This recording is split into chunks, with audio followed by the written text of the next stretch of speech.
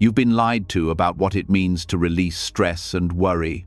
They told you it happens when life finally slows down, when the bills are paid, the body feels good, and everyone around you is happy.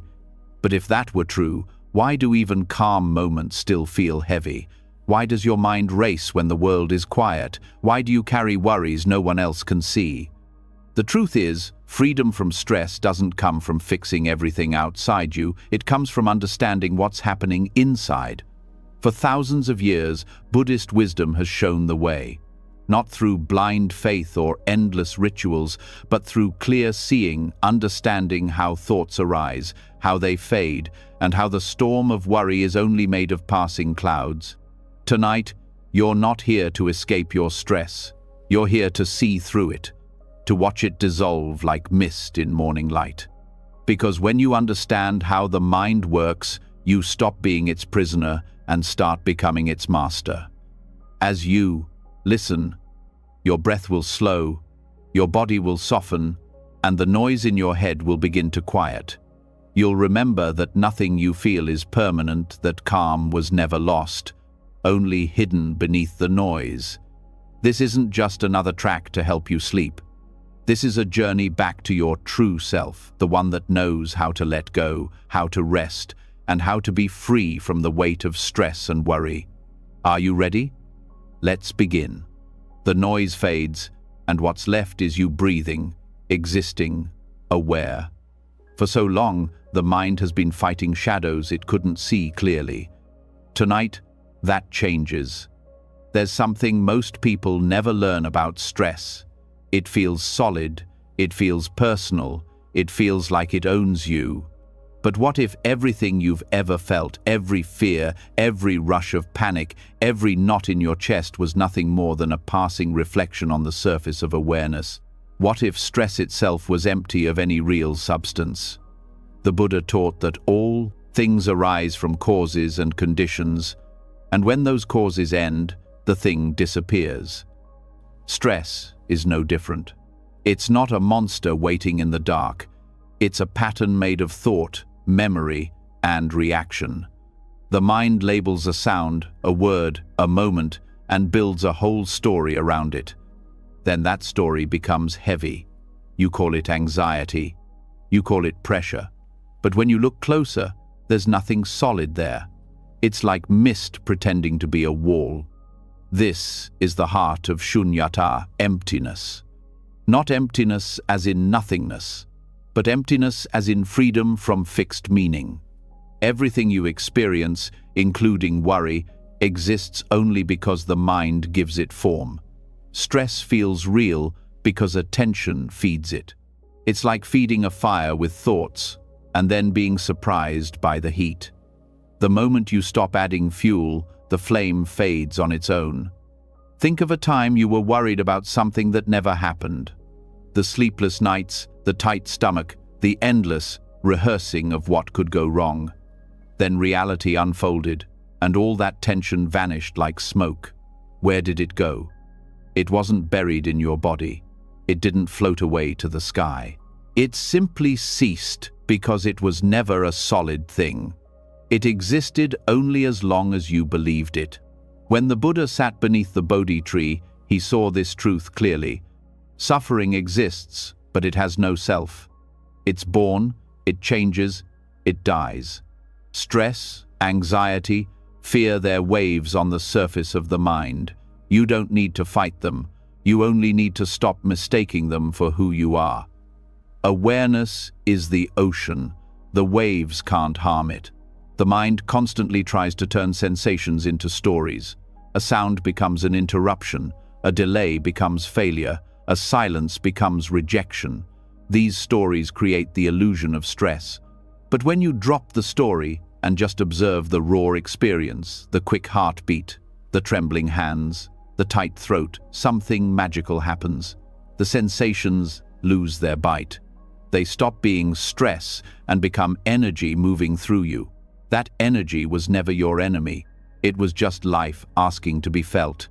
Buddhist teachers often say, don't chase calmness. Understand disturbance. When you see what stress really is, impermanent, dependent, hollow, it can no longer control you. You don't get rid of stress by fighting it. You dissolve it by seeing through it. Like realizing a mirage isn't water, the thirst ends by understanding, not by chasing. Look closer at your thoughts right now. Each one arises and passes, like clouds drifting across an open sky. You can't stop them from forming, but you don't have to build a house beneath every one. When you stop clinging to thoughts, the mind reveals its natural state, spacious, bright, untouched. That space is always there. Stress only hides it temporarily, like a curtain drawn across the window. Shunyata invites you to look at your own experience without judgment. Stress feels real because it hooks into identity. My job, my health, my future. The moment you say my, you give it roots. You personalize what was only passing energy. But when you see it as just a pattern, not a person, the roots lose their grip. You begin to sense a quiet beyond reaction, a stillness that doesn't depend on anything. In modern life, we treat stress like a badge of honor. People brag about how busy they are, how little they sleep, how much they juggle. Yet, beneath the noise, there's a deep exhaustion, the soul's hunger for simplicity. Buddhism doesn't tell you to escape life. It teaches you to meet it without distortion. When you understand emptiness, stress doesn't vanish because the world changes. It vanishes because perception changes. You stop adding weight to things that were always light. Look at your body right now. Every breath, every heartbeat is happening without your effort. Life takes care of itself.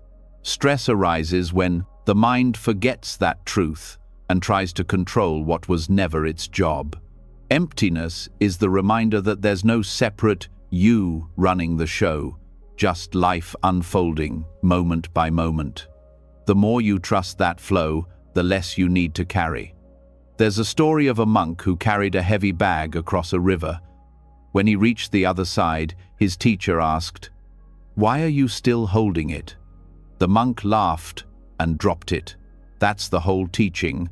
Stress is the bag. The crossing is your life. And freedom is simply remembering to let go. You might wonder, if stress is empty, why does it feel so real? Because the mind gives it power through belief. You think a stressful thought, then you believe it, then the body reacts. It's a loop. Thought feeds feeling, feeling feeds thought, until you forget you're the one who started it. But when awareness steps in and sees the loop clearly, it breaks. The thought loses authority, and the feeling dissolves back into space. This is what meditation reveals. It's not about stopping thought, but about seeing thought for what it is: sound without solidity. When you sit and watch the mind, at first it's chaos, but slowly something deeper emerges. The watcher, the pure awareness that doesn't change no matter what appears. That awareness is not stressed, not anxious, not afraid. It's just aware. When you rest there, stress loses its home. Neuroscience even mirrors this truth. Studies show that when people observe their emotions mindfully, the brain's stress response softens. The amygdala, the alarm center, quiets down. Awareness itself changes the chemistry of the body. This is not philosophy, it's direct experience supported by science. So how do you practice this?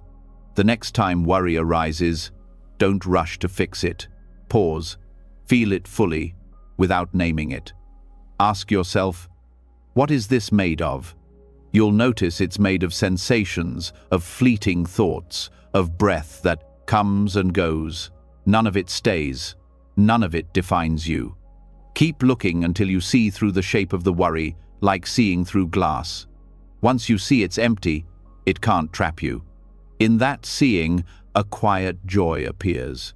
Not the loud happiness of success or excitement, but a soft peace born from understanding.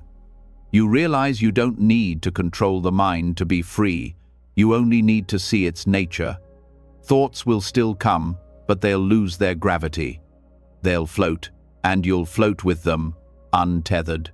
Buddhist monks often say, "Form is emptiness, emptiness is form." It means nothing you experience is separate from the space that holds it. Stress is form, it arises, has texture, sensation, but its essence is emptiness. You can't find a permanent core in it. It's not solid. Knowing this doesn't make you indifferent. It makes you compassionate, patient, wise. You start to treat your own mind like a child having a nightmare with tenderness, not fear. In daily life, this understanding becomes a shield. When someone criticizes you, you see their words as sound vibrations through air, not personal attacks. When plans collapse, you see it as shifting conditions, not failure. The world doesn't stop being unpredictable, but you stop being shaken by it. That's the power of emptiness. It's not cold detachment. It's the warmth of freedom. You begin to notice that the mind loves to fill space. It can't stand silence, so it creates stories. It says, "You're behind. You're not enough. Something's wrong." But these are just echoes. When you don't feed them, they fade. And in that fading, you discover a truth so simple it almost feels like a secret. There was never anything wrong with you. There was only misunderstanding. Life becomes lighter when you stop insisting that every feeling needs fixing. Stress loses its roots when you stop calling it mine. You start to meet life as it comes, fully, openly, without resistance. The rain falls, the sun rises, thoughts appear, thoughts fade. The flow continues, and you are the witness, calm at the center. In the stillness of awareness, even strong emotions become gentle. Fear becomes a vibration. Anger becomes warmth in the chest. Sadness becomes tenderness. When you stop turning them into enemies, they reveal their hidden wisdom. Every emotion points back to life itself, moving, breathing, transforming. This understanding doesn't make you passive. It makes you powerful in a new way. You act without panic. You speak without haste. You live without the tightness of control. When you see through the illusion of stress, action becomes cleaner, lighter, more effective. The mind becomes a servant again, not the master.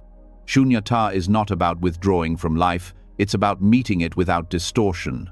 Stress and worry distort reality like heat rising off asphalt. They make you see trouble where there's only movement. When the mind cools, the road appears straight again. That clarity is the real peace people spend their lives chasing. It was never far, it was just buried under illusion. This teaching also reveals compassion for others. When you see how your own stress is empty, you understand others' suffering too. You stop blaming. You stop resenting. You see that everyone is trapped by their own mirages, believing thoughts that aren't true. This understanding softens the heart. You become gentle not because you're weak, but because you see clearly. To live with this awareness is to walk through the world, light-footed. You still feel, still care, but nothing sticks. Like writing on water, everything passes as soon as it's formed. That's the freedom of emptiness, life fully lived, yet unburdened. Even in moments of pressure, you'll sense a deeper stillness underneath. The phone rings, the deadline looms, the world pulls, but awareness stays unmoved. It's like hearing thunder without fear of the storm. The sound is there, but it doesn't shake the ground beneath you. When you understand this, sleep comes easily. The body knows it's safe. The mind stops fighting itself. You rest not because everything is perfect, but because you finally see that nothing needs to be. This is the heart of the path, not to escape stress, but to awaken to its emptiness. When you see that clearly, even the heaviest worry loses its power. What remains is pure awareness, spacious, silent, free. And in that silence, a new kind of strength appears, the strength of ease. So as you lie here, breathing slowly, remember this: the thoughts in your mind are clouds. The awareness watching them is the sky. The clouds come and go, but the sky has never been harmed by a single storm. That sky is you, untouched, open, infinite. Now let the breath move freely. Let the body soften. Let the stories dissolve. What's left is stillness, deep and kind. Stress is not who you are. It was never real in the way you thought. It was only a shadow passing through light. And tonight, that light, your awareness, is shining brighter than ever. Rest in that space. There's nothing to fix, nothing to fear, nothing to hold. Just the quiet truth unfolding in every breath. That all things, even worry, are empty, and in that emptiness, you are free. As the quiet settles deeper into your body, the last traces of tension begin to fade. The truth of emptiness has opened a new space inside you, wide, silent, and alive. But awareness alone is not the end. To be truly free from stress and worry, you must understand how they are born. Because even when you see through the illusion, the patterns of the mind still try to rebuild themselves. They form new worries, new fears, new reasons to suffer. Tonight, we go further into the root of anxiety itself, where the chain begins. There's a reason the Buddha didn't just talk about suffering, but about its creation. He saw that nothing appears by accident. Every emotion, every thought, every burst of fear has a cause. It's not random, it's a sequence. Stress arises the same way fire does, with fuel, heat, and oxygen. Remove one, and the fire dies. The law of dependent origination, or pratitya samutpada, shows how this chain of creation happens in the mind. When you see the links clearly, you stop feeding them, and what once ruled you begins to dissolve. Anxiety doesn't begin in the moment you feel it. It begins long before that, in a spark of perception, in a whisper of memory, in a small thought the mind takes too seriously. The Buddha described 12 links in the chain, but the essence is simple. Things appear dependent on other things. Stress isn't born from life itself. It's born from the mind's reaction to life. When a sound, a word, or a glance touches the senses, the mind interprets it. That interpretation creates a story. The story births emotion. The emotion creates craving or resistance. And from that, suffering unfolds. It begins with not knowing, avijja, ignorance. Not ignorance as in lack of education, but the forgetting of truth. You forget that thoughts are thoughts and take them as reality. You forget that emotions are visitors, not owners. In that forgetting, the illusion begins. The mind builds a self, a me, who must protect, control, and survive. Once that false self appears, the rest of the chain unfolds naturally. The I believes in threats, believes in problems, believes in stress. Yet all of it comes from that single misperception. When you look at your daily life, you can see this process in real time. You read a message that feels cold. Instantly, thought interprets, "They're upset with me." The body reacts, heartbeat quickens, muscles tense. Then comes worry. Did I do something wrong? The thought grows roots. I'm not good enough. The story becomes emotion. The emotion becomes behavior, and suddenly, you're lost in anxiety. But if you pause at the first spark, if you see that the story is just a thought, the chain breaks. The body softens, the mind breathes, and the wave passes. The Buddha called this insight yoniso manasikara, wise attention. It means tracing experience back to its cause. Don't just feel stress, study it. Where did it begin? What triggered the first ripple? You'll notice that every wave of worry is born from contact. Something touches the mind through the senses. But the contact itself is harmless. A sound is only vibration. A word is only air.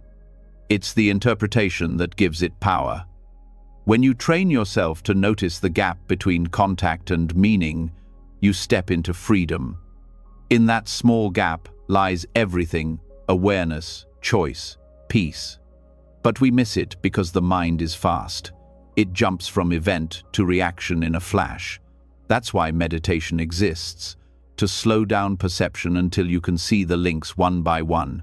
When you breathe slowly, observe clearly, you notice how thoughts form, how they pull sensations into their orbit, how they weave a story. You see anxiety being born right before your eyes, and once you see the birth, you understand its death. Dependent origination is like watching dominoes fall. Each piece knocks down the next, and soon the whole pattern collapses. But if you remove even one piece, the chain stops. That's what mindfulness does. It removes the link between sensation and reaction. The sound still happens, the thought still appears, but the identification ends. Without identification, emotion has no anchor. Without emotion, craving and fear lose fuel. The whole structure falls apart. Think about how often stress begins not in the present but in memory. The mind recalls something unpleasant, and suddenly the body relives it. The past becomes now because thought brings it back to life.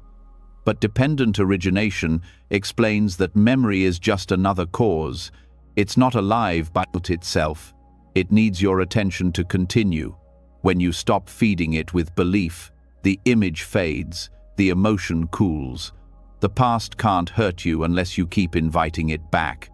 Modern psychology echoes this in cognitive science. Emotion follows perception. Change perception, and emotion shifts. What Buddhism adds is the understanding that perception itself is conditioned, formed by habit, karma, and belief. Every mind sees through its own lens.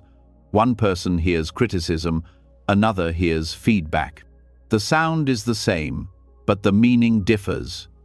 Real freedom comes not from controlling what happens, but from understanding the mind that perceives it. When you see that causes are empty too, that even they depend on other causes, something profound happens. You realize there is no single villain to defeat, no single thought to erase. Everything is a web, and in that web, every strand affects another. Worry is just the echo of misunderstanding bouncing through that web. Cut one thread of belief, and the echo stops. In practice, this means paying attention to small beginnings. Most people try to fix anxiety when it's already burning, when the body is tense and the heart races. But by then, the chain has gone far. True wisdom acts earlier. It watches the first signs, the tightening in the chest, the slight unease, the restless thought, and responds with awareness, not judgment.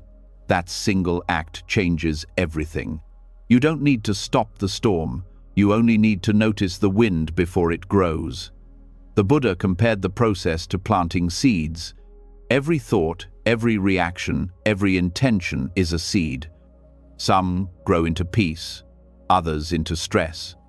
But the ground they grow in is the same, the mind. If you keep planting fear, the field becomes dense with weeds. If you plant awareness, the weeds can't take root. Over time, mindfulness becomes the gardener that clears the soil of illusion. At its core, dependent origination teaches responsibility, not blame. It says, you are not guilty for stress, but you participate in its creation. The world doesn't inject anxiety into you. Your mind constructs it in relationship with what happens. This is empowering, because what's made can be unmade. If stress arises from causes, peace arises from wisdom. The moment you understand the pattern, you hold the power to change it. The chain of anxiety thrives on ignorance. When you shine awareness on it, ignorance dies and the links weaken. You can start anywhere. Some people begin by observing contact, what triggers them.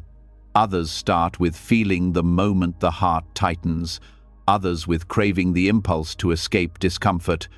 Wherever you start, clarity spreads backward and forward. You see that nothing stands alone.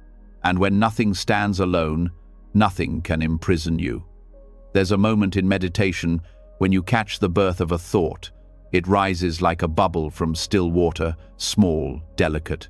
If you simply watch it, it bursts and disappears. But if you chase it, it multiplies into stories, fears, and regrets.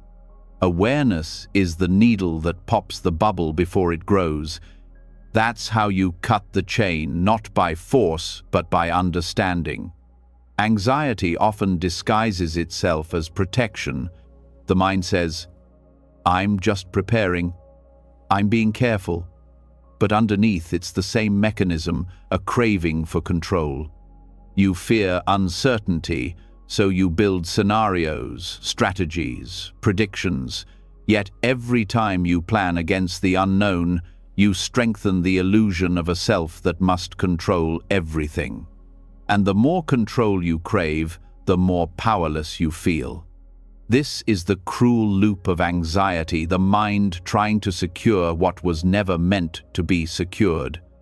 The Buddha called this tanha, thirst. It's the craving that arises after feeling the urge to hold or push away. When you feel something pleasant, you want more. When you feel something painful, you want it gone. Either way, you're caught. But if you observe the feeling without grasping or resisting, the thirst fades. The link breaks, and suffering ends naturally. This is not suppression, it's wisdom. It's seeing that clinging to comfort or escape only feeds the cycle. You can test this in simple ways. When stress arises, notice how quickly the mind says, "I shouldn't feel this." That thought is the second layer of suffering. The first arrow is discomfort, the second arrow is resistance. When you drop resistance, the pain softens immediately. The experience remains, but without the burden of, "I don't want this." You begin to live with openness instead of battle. Over time, this understanding reshapes the nervous system itself. Modern studies show that when you respond to stress with acceptance rather than resistance, your body releases fewer stress hormones. The breath deepens, the heart rate steadies, and the brain rewires toward calm. Awareness literally changes biology. The Buddha saw this centuries before science confirmed it, that liberation begins not with belief, but with observation. Another key link in the chain is upadana, clinging. Once craving arises, the mind holds on. You identify with the emotion, my anxiety, my fear, my stress. But when you say my, you turn a passing feeling into a permanent self. The illusion of ownership keeps the cycle alive. To let go, you must see that emotions belong to nature, not to you. The rain falls, the wind blows, and thoughts arise. None of them belong to anyone.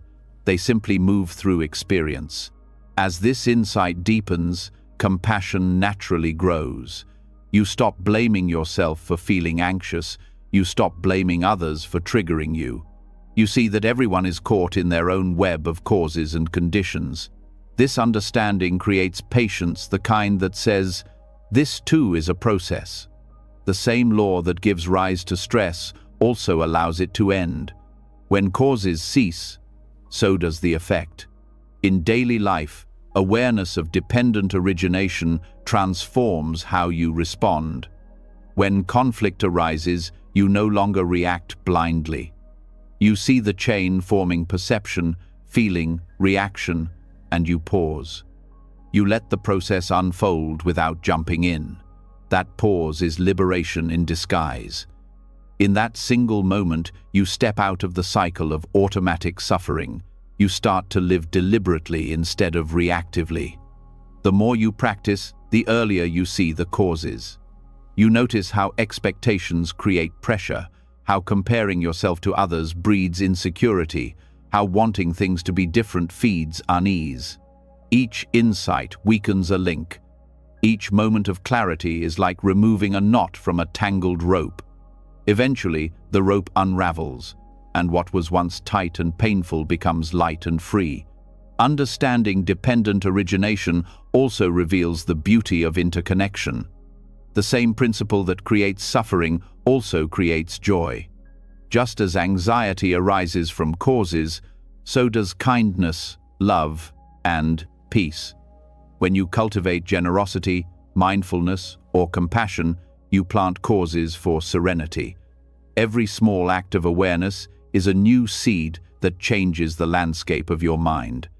This is why Buddhism is called the middle path, not because it avoids life, but because it understands balance.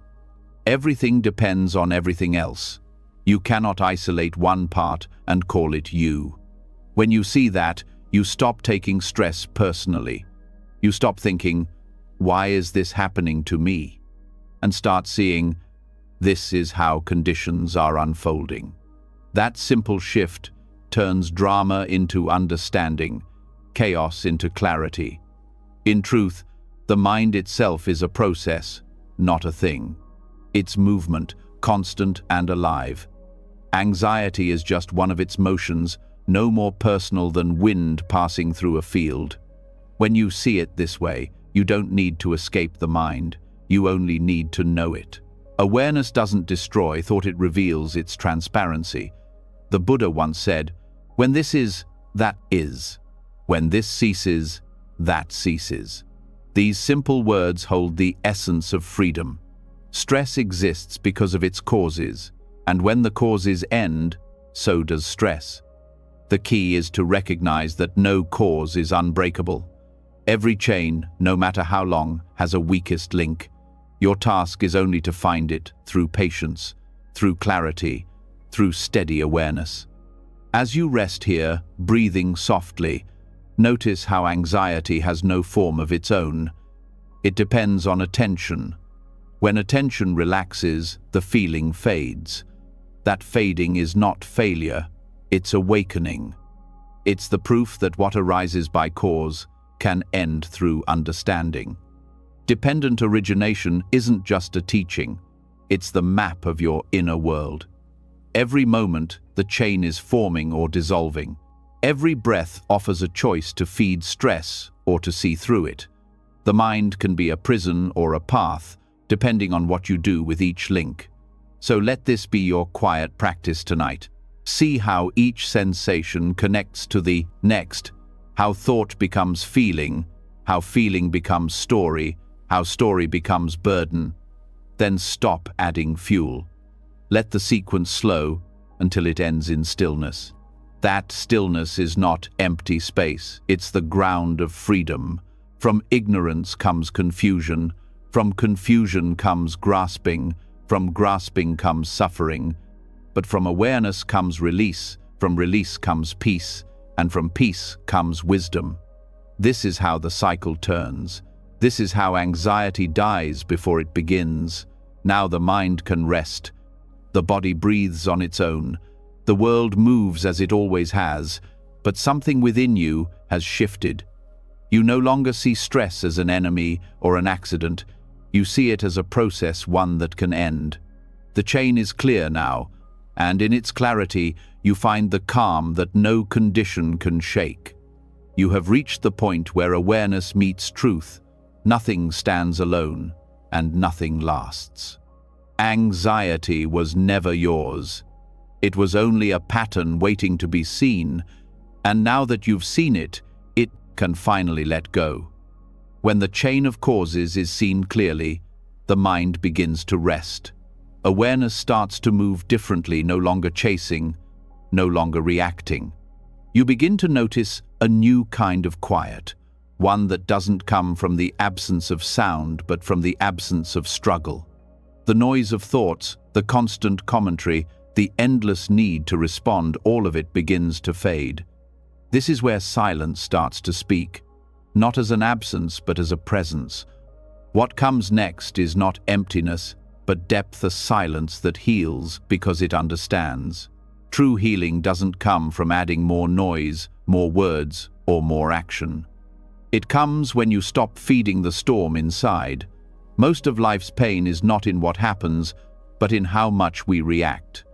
Every word we throw into an argument, every thought we repeat in anger, every story we tell ourselves about what's wrong, they all strengthen the noise. Noble silence, or Arya Tunhibhava, is the art of ending that war. It's not just being quiet, it's being still inside. Silence in Buddhism is not a punishment or a retreat from life. It's a way to listen. The world is filled with voices, people's expectations, your own opinions, the endless hum of information. Beneath that, something waits patiently, awareness itself. Noble silence is the doorway to that awareness. When you stop reacting, you start hearing what was always there. You begin to feel the world directly, without distortion. Reaction is the habit of a restless mind. Someone speaks, and you want to reply. A thought appears, and you chase it. A memory rises, and you relive it. Each reaction pulls you further from the center of stillness. But when you practice silence, you learn to pause. You learn to let experience happen without immediately reaching for defense or approval. In that pause, wisdom grows. Think of how many conversations are filled not with understanding but with the urge to be heard.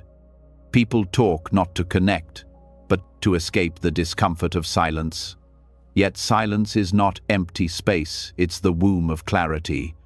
Every deep truth, every moment of insight arises from stillness. The Buddha taught that speech should come only when it brings benefit. Silence is noble because it protects truth from being diluted by noise. In meditation, noble silence is the moment you stop trying to control the mind. You stop explaining, labeling, fixing. Thoughts still come, but you don't talk back. You don't argue with yourself. You let thoughts rise and fall like waves on the shore. The stillness beneath remains untouched. That stillness is the mind's true nature, silent, luminous, awake. When you begin to live this silence, something changes in how you relate to the world. You stop needing to prove anything. You listen more, and not just with your ears, you listen with your whole being. You feel the vibration of another's words, their fears, their longing, their confusion. You respond less, but you understand more. Because real understanding doesn't come from quick answers, it comes from deep presence. This silence is not withdrawal, it's intimacy with reality. It's the end of the filter between you and life. When you stop reacting, you see things as they are, not as your emotions paint them. Anger becomes just energy moving. Fear becomes tightness releasing. You stop defending yourself because you realize there's nothing to defend. Words become tools, not weapons. You speak when necessary, and your words carry weight because they arise from stillness, not from impulse. In noble silence, the mind heals itself. Every reaction creates friction. Every pause creates space. And in that space, energy that was trapped in fear begins to settle. Stress melts when it no longer has to be expressed. The nervous system finds balance again. The breath deepens naturally. You start to feel like you are breathing not just through the lungs, but through the whole body, every cell becoming part of the rhythm of peace. The Buddha often spent long periods in silence. His silence was not avoidance, it was teaching without words. The disciples noticed that even without speaking, his presence calmed their hearts. Silence radiates wisdom because it's a reflection of complete understanding. Words divide, but silence unites. When you sit with someone in deep silence, there's a recognition, a sense that you're not two minds, but one awareness meeting itself. In daily life, this teaching becomes even more powerful. When conflict arises, silence can transform everything. Instead of reacting to anger with anger, you pause, you breathe. You let the other person's words echo and fade before you respond. That moment of silence disarms the situation. It turns heat into light. You realize that your silence doesn't make you weak, It makes you free. You are no longer pulled by every emotion that passes through the room, but silence also needs to begin inside. Many people fall quiet on the outside, but remain loud within. The inner voice still argues, defends, blames, analyzes. To practice noble silence is to quiet that inner commentary. You don't suppress it, you observe it until it loses energy. Like a fire running out of fuel, the mind slows when you stop feeding it attention. Then silence becomes effortless. There's a deep relief in this.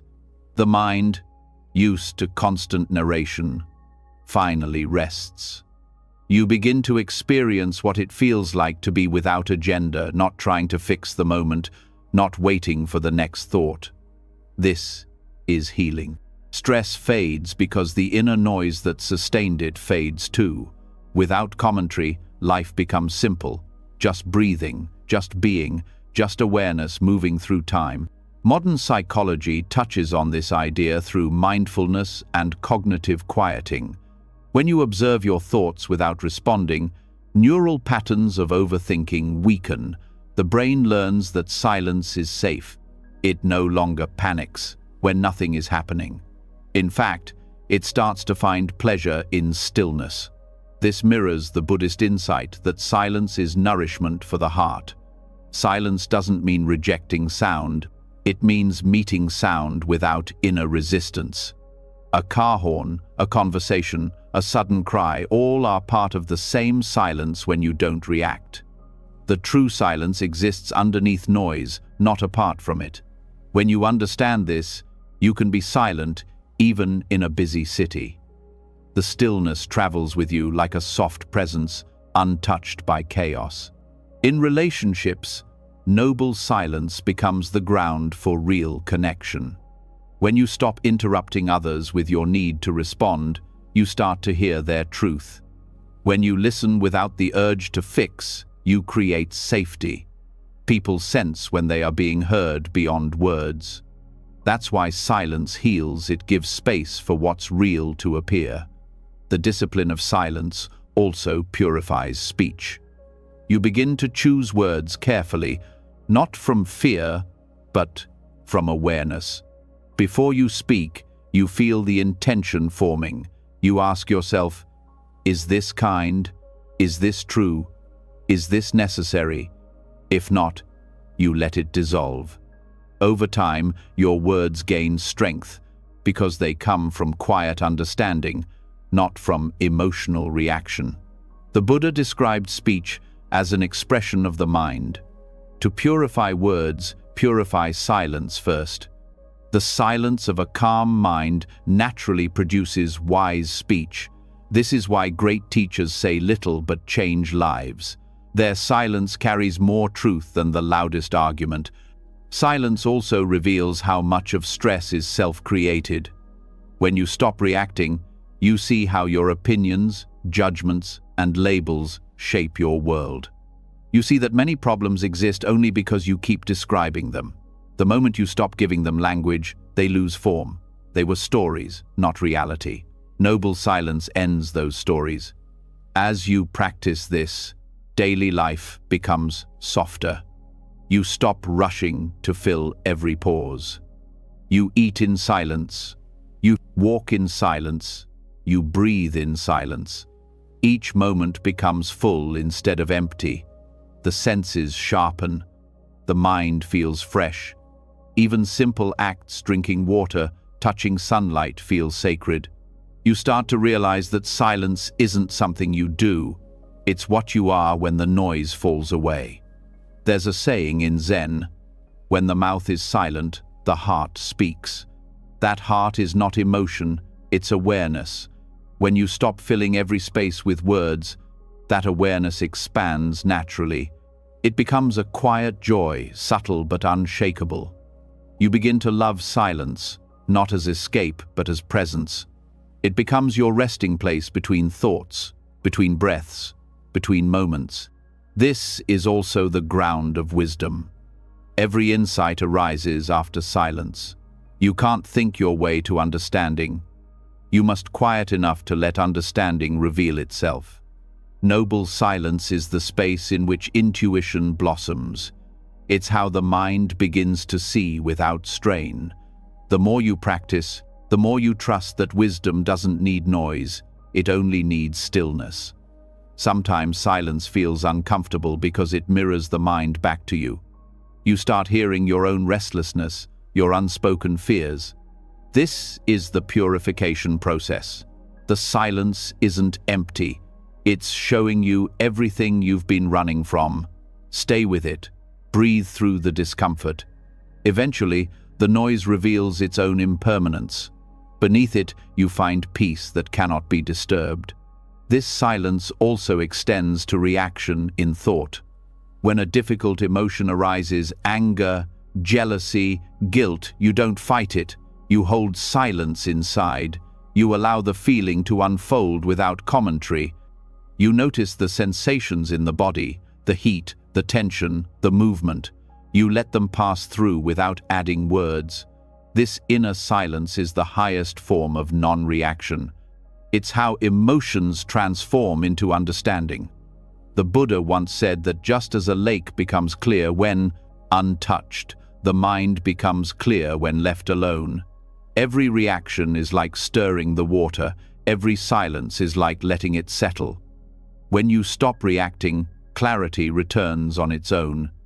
You don't have to make it happen. In that clarity, the world looks different. You begin to see how much of human suffering comes from noise, from endless arguments, opinions, judgments. Silence cuts through that fog like morning light. It reveals simplicity. You start to realize that nothing needs to be as complicated as the mind makes it. Life is direct, but the commentary adds weight. Remove the commentary, and you're free. Practicing noble silence also means learning to trust pauses. In conversation, you don't rush to fill every gap. In thought, you don't panic when nothing comes. You let space exist. That space is where truth grows. Every meaningful word, every clear decision is born in the pause. Over time, silence becomes your natural state. You carry it everywhere. People may notice that you speak less but feel more grounded. Your presence starts calming others. Silence is contagious, it spreads peace without effort. You become a mirror where others can rest. Noble silence is not the silence of withdrawal or pride, it's the silence of wisdom and love. It says, I understand that nothing needs to be added to this moment. It's the humility of being fully here. It's the awareness that every sound, every word, every action arises from the same still ground. Even in meditation, silence deepens beyond what words can reach. At first, you hear the body, then the breath, then the mind. But as you sink deeper, even thought becomes distant. Awareness stands alone, vast and quiet. In that space, there is no self, no story, no problem, just silence that is alive, breathing, endless. From this silence, you return to the world refreshed. You speak with care, listen with depth, move with grace. Stress cannot survive where there is no reaction. Worry cannot grow where there is no noise to feed it. The mind becomes a lake of still water, reflecting everything but disturbed by nothing. This silence is not a destination, it's a way of being. You don't chase it, you uncover it. It was always there, beneath the thoughts, beneath the reactions, beneath the noise. Every time you stop reacting, you come home to it again. So as you rest now, let the world be what it is. Let the breath move freely. Let the silence grow inside you until it fills the room. You don't need to understand everything. You only need to stop reacting long enough for truth to reveal itself. In this silence, there is no stress, no noise, no self to protect. There is only peace, deep, wordless, complete. The kind of peace that doesn't come from controlling the world, but from no longer needing to. And when you wake from this stillness, you will not be someone who avoids life. You will be someone who moves through it quietly, wisely, unshaken, a living reflection of the noble silence itself. When silence begins to settle in the heart, a new kind of awareness appears, soft, steady, and alive. You start to notice the delicate rhythm of life moving through everything, yet there's still something the mind struggles with, the tension between trying too hard and not trying at all.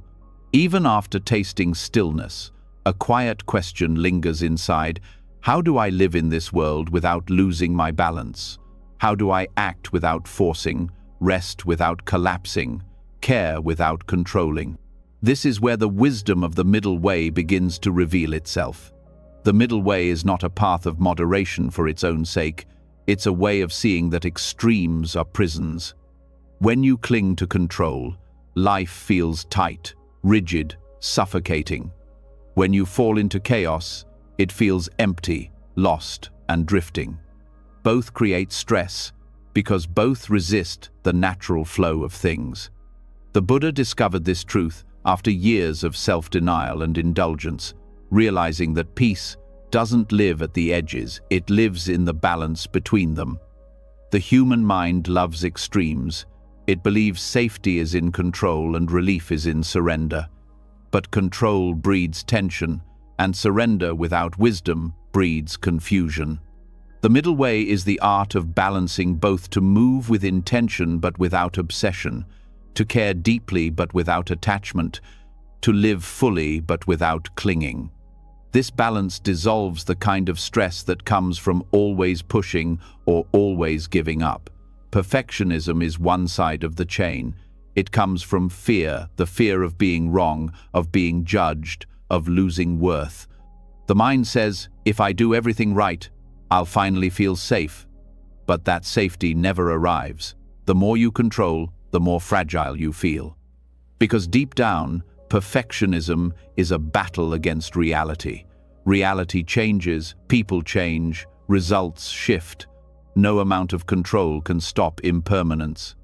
And yet, the heart keeps trying, hoping that maybe, just maybe, this time will be different. Letting go doesn't mean being careless. It means understanding that control was never real.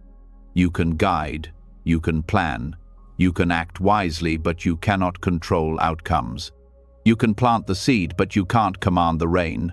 You can speak truthfully, but you can't decide how others will receive it. The middle way teaches that freedom is not found in making everything certain. It's found in doing your best and letting the rest unfold. There's a deep peace that comes from this understanding.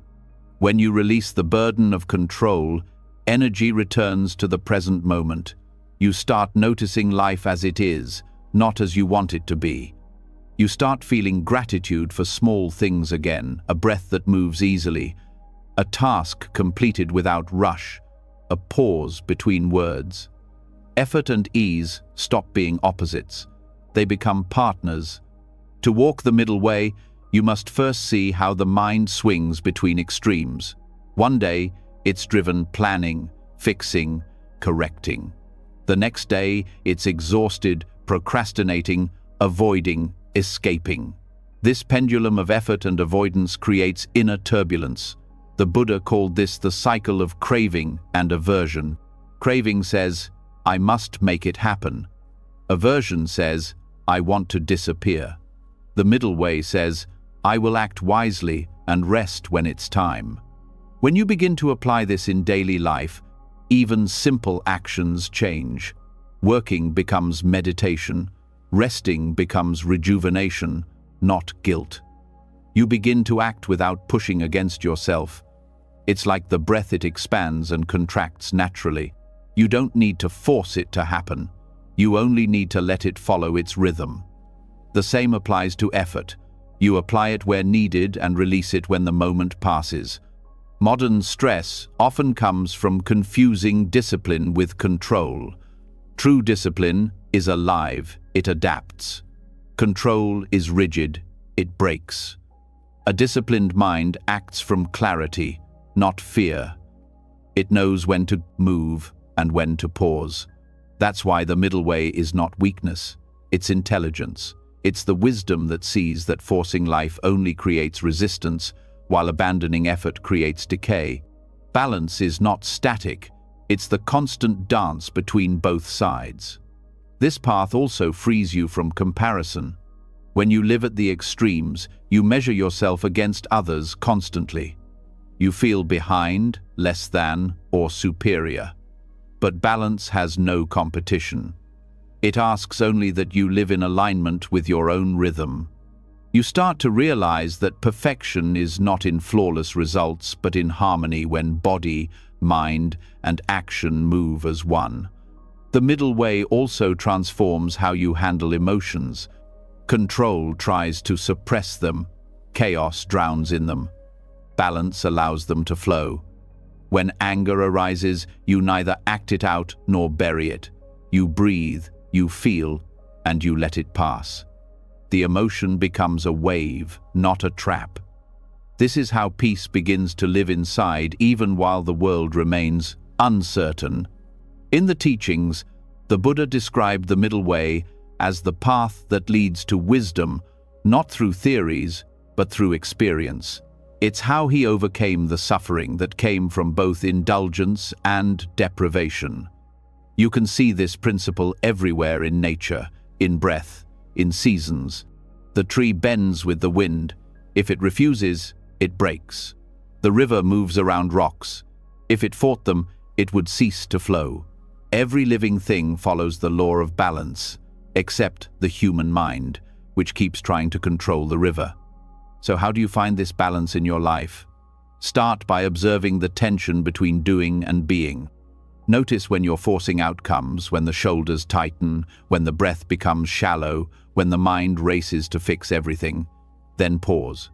Ask yourself, what if I didn't control this moment? What if I just met it with presence? That question alone can dissolve half of your stress. Because what you're really craving isn't control, it's peace. The next step is understanding surrender correctly. Many mistake surrender for weakness or apathy, but in truth, surrender is the highest form of strength. It's choosing to let life move through you instead of resisting it. It's knowing that doing your best is enough. It's releasing attachment to results, not effort itself. When you surrender like this, you act with clarity, not with desperation. You become an instrument of harmony, not of struggle. Think of moments when you acted from calm understanding instead of panic. You still worked, spoke, and decided, but the energy was different. There was grace in it. That's the middle way in action. It's when your effort is guided by awareness, not driven by fear. You can feel the difference in your body. One contracts, the other expands. The Buddha compared the practice of balance to tuning a musical instrument. If the string is too tight, it breaks. If it's too loose, it makes no sound. Only when it's tuned just right does it produce music. Your mind works the same way. Too much control creates strain. Too much passivity leads to dullness. But when effort and surrender meet, life plays in harmony. This principle applies even in relationships. Control tries to shape people into your expectations. Chaos avoids intimacy altogether. The middle way loves with wisdom. It listens, understands, and gives space for others to be as they are. You learn to guide without forcing, to care without clinging, and in that space, real connection grows. Perfectionism often hides the fear of losing love. The mind says, if I'm flawless, no one will reject me. But the middle way teaches that love doesn't come from performance, it comes from presence. The more you let go of proving yourself, the more authentic your relationships become. People feel safer around you because your peace doesn't depend on their approval. Even in spiritual practice, extremes can trap you. Some people force meditation as if trying to conquer the mind. Others drift into laziness, waiting for peace to appear without effort. The Buddha warned against both. Real practice happens in the middle, steady, gentle, consistent. You show up each day not to achieve enlightenment, but to meet the mind where it is. You learn to trust the process, not the timeline. As awareness matures, you start noticing that the same balance applies to thought itself. Control tries to stop thinking. Chaos lets thoughts run wild. Balance observes them without judgment. You neither chase nor reject them. You see that thoughts are just movements of energy. When you stop fighting them, they pass.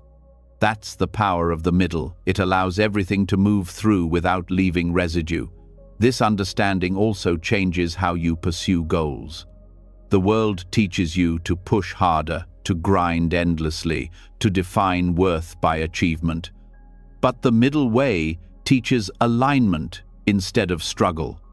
It asks, what if you worked with life, not against it? What if success came from harmony, not exhaustion? When you act from balance, creativity flows naturally. You're more efficient because you're not wasting energy on resistance. Modern neuroscience supports this too. When the mind relaxes but stays alert, it enters a state called flow. It's when musicians lose themselves in music, athletes in motion, writers in words. In that state, there's effort without effort, awareness guiding action. This is the modern reflection of the middle way. It's not mystical, it's natural. It's how the brain functions best when freed from stress. The deeper you walk this path, the more you realize that balance is not something to achieve, it's something to remember. You were born balanced. Watch a child play full of energy, yet unburdened by perfection. They fall, laugh, and continue. The mind later forgets this wisdom, burdened by fear and expectation. The middle way is simply the art of remembering what you once knew how to move with life, not against it. This way of being also transforms how you face uncertainty. Control fears the unknown, chaos hides from it. Balance steps forward with curiosity. It trusts that not knowing is not danger, it's possibility. When you stop demanding certainty, life opens. You stop rehearsing disasters in your head. You start responding to reality as it unfolds, instead of reacting to what you imagine. That's when anxiety loses its power. To live this way doesn't mean life becomes perfect. It means your relationship with it changes. You stop swinging between overdoing and giving up. You stop chasing happiness and start embodying contentment. The middle way brings the kind of strength that looks effortless from the outside because it flows from understanding, not from struggle. This balance is also reflected in nature's rhythm, the balance between day and night, work and rest, giving and receiving. When humans move against this rhythm, stress increases. When we align with it, harmony returns. Even your breath is teaching this. Inhale effort, exhale surrender. Each cycle is a lesson in balance, repeated thousands of times a day. In every moment of stress, the path back to peace is the same. Notice which extreme has taken hold. Are you forcing or are you avoiding? Then take one step toward the center. That single movement can change everything. Because the middle way is not a destination far away, it's one breath away, one mindful choice away. Over time, balance becomes instinctive. You stop looking for formulas and start listening to life itself. You begin to sense when to act and when to rest, when to speak and when to stay silent, when to hold on and when to release. That sensitivity is the wisdom of the middle way. It makes you gentle without being weak, strong without being harsh. Stress cannot survive in this state because stress is born from friction, from resisting the natural flow.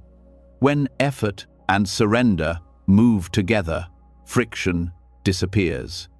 You still work, still feel, still live fully, but without heaviness. The body feels lighter, the mind clearer, the heart calmer. You discover that balance is not about controlling life, but being in tune with it. The Buddha described this harmony as the end of extremes, the point where the path of liberation begins. To live it is to walk the line between heaven and earth, engaged, awake, and free. You become like the tree that bends but never breaks, like the river that flows but never resists. So, as you rest now, let this teaching settle in your breath. Let it move quietly through your body like water finding its level. You don't have to fight for balance. It's already within you. All you need is to stop leaning too far in any direction. When you find that quiet space between control and chaos, you discover a freedom that doesn't depend on outcomes. It's the peace of knowing that nothing needs to be forced and nothing needs to be avoided. Effort and ease become one motion, the rhythm of life itself. And in that rhythm, you no longer live in tension, you live in flow. You act with clarity, rest with trust, and walk through the world not as someone struggling to stay upright, but as someone who has finally remembered how to move with the middle path, steady, balanced, unshakably at peace. When balance becomes natural, something deeper begins to unfold. The mind starts to see that even in perfect equilibrium, there is still a subtle sense of I, holding the balance, the quiet belief that there is someone doing, someone choosing, someone trying to stay centered. That small presence feels harmless, even comforting, yet it is the root of every remaining tension. Beneath control and chaos lies the final illusion, the idea that there is a me at the center of it all. The teaching of non-identification begins here, the key that opens the final gate of freedom. Most of the suffering you experience doesn't come from what happens, but from what you believe yourself to be within it. You say, I'm angry, I'm anxious, I'm failing, I'm broken. Each phrase wraps the mind tighter around emotion and thought, turning passing clouds into a personal storm. The Buddha's insight into anatta, non-self, is not a denial of existence, it's a revelation of freedom. It shows that you are not the thought, not the feeling, not the story that rises and fades. When you truly see this, inner drama collapses, and what's left is stillness that can't be disturbed. The habit of identification runs deep. From childhood, you were taught to name everything as mine, my body, my name, my emotions, my achievements. But if you look closely, none of these things stay. The body changes every moment. The mind changes even faster. The me you were 10 years ago doesn't exist now, yet you keep holding on to a picture of yourself as fixed, solid, continuous. That illusion creates fear, because anything that threatens the image feels like death. The truth is simpler. There is no permanent owner inside. There are experiences, yes, but no one who owns them. When anger rises, you say, I am angry. But look at the process carefully. The anger arises by itself. You don't choose it.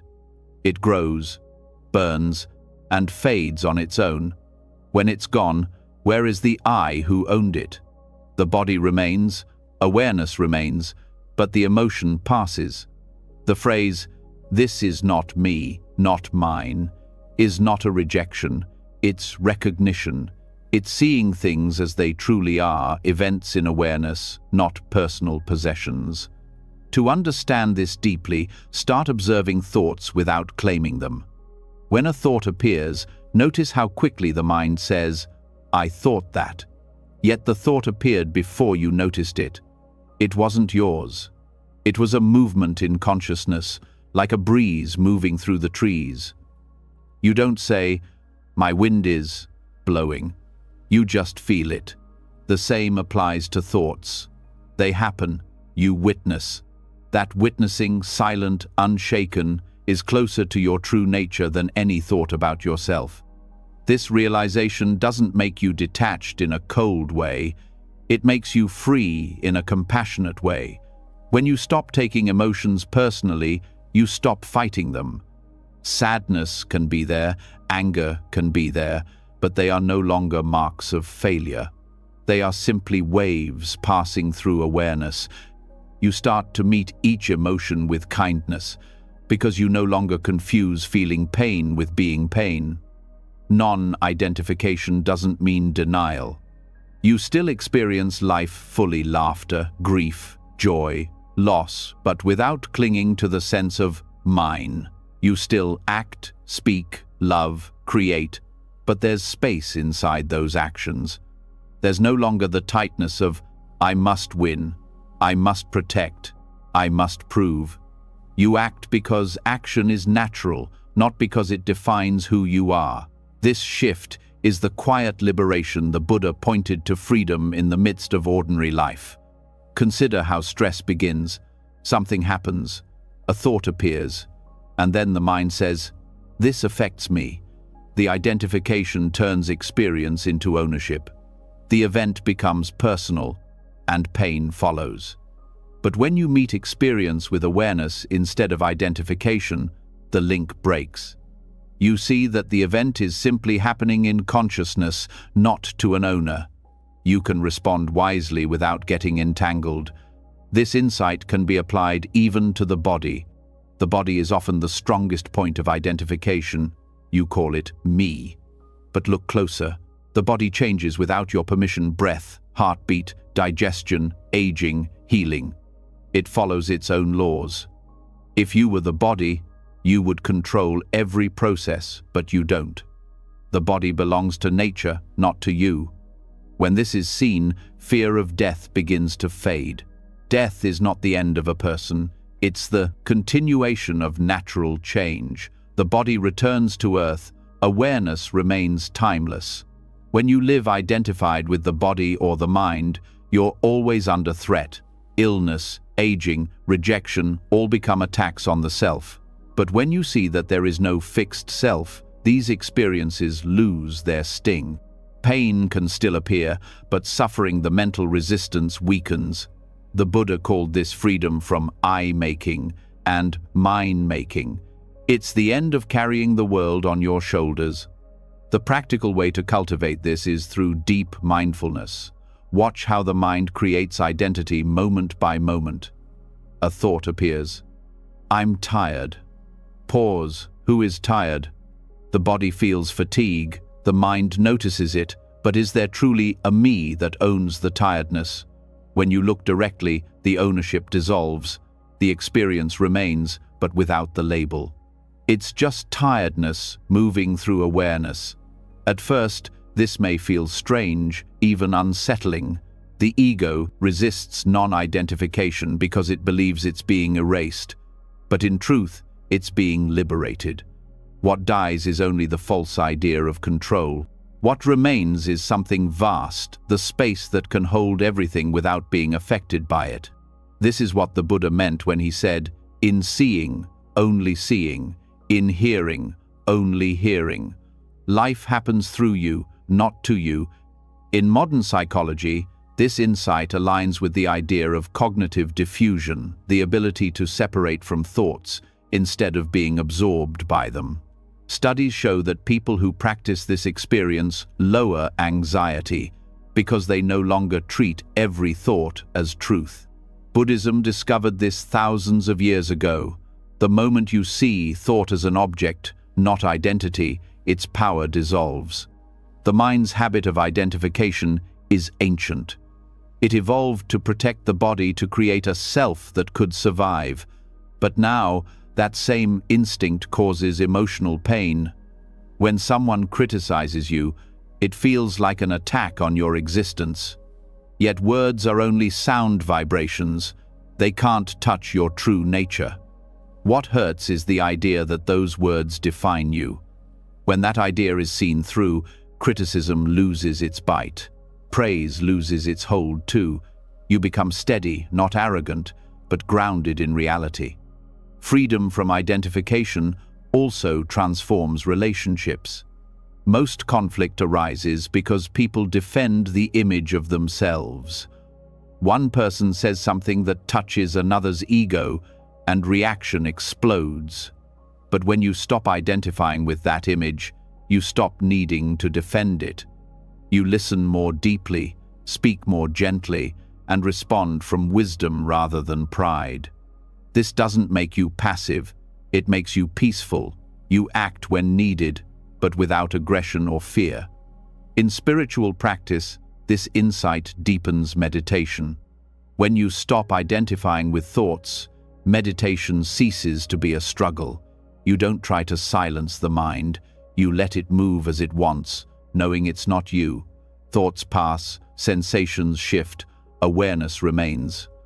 Over time, this distinction becomes clear. Awareness is constant, everything else changes. You realize that your true nature is the witnessing itself, not what's witnessed. The Buddha described this as the difference between the flame and the fuel. The self is the fuel that keeps the fire of suffering burning. When you stop feeding identity into every thought, the flame fades. Awareness doesn't burn out, it shines clearer than ever. It's pure consciousness, open, luminous, free from grasping. Even pain becomes different under this understanding. When physical or emotional discomfort arises, instead of saying, "I am in pain," say, "Pain is present." This small shift changes everything. You no longer collapse into suffering, you witness it. The body might hurt, but the mind remains at peace. This is not denial, it's clarity. You acknowledge the reality of pain without losing your freedom to see beyond it. Non-identification also frees creativity. When the self loosens, expression flows. You're no longer trapped by fear of judgment or need for perfection. You create because it's natural to express, not because you want to prove something. This freedom brings freshness to everything you do. Work, art, relationships, even simple acts like cooking or walking. You become a channel for life, not the author of it. In everyday stress, you can practice this by noticing when I appears in thought. I'm so stressed, I can't handle this. I'm not good enough. When those thoughts come, gently question them. Who is the I that can't handle this? Where is it located? In the body? In thought? Can you find it? The more you look, the more it dissolves. You find sensations, ideas, memories, but no fixed self. Seeing this again and again weakens the illusion. This insight is also the root of compassion. When the walls of self loosen, you start feeling the world's pain as your own, but without drowning in it. You understand that others act out of their own conditioning, just as you do. Forgiveness becomes natural. You see anger in others as the same energy that once burned in you. You stop judging because you see that no one is truly in control of their conditioning. Everyone is learning, everyone is unfolding. The phrase, "not me, not mine," doesn't remove love, it purifies it. Love without ownership is the highest form of connection. When you love without needing to possess, you allow others to be free.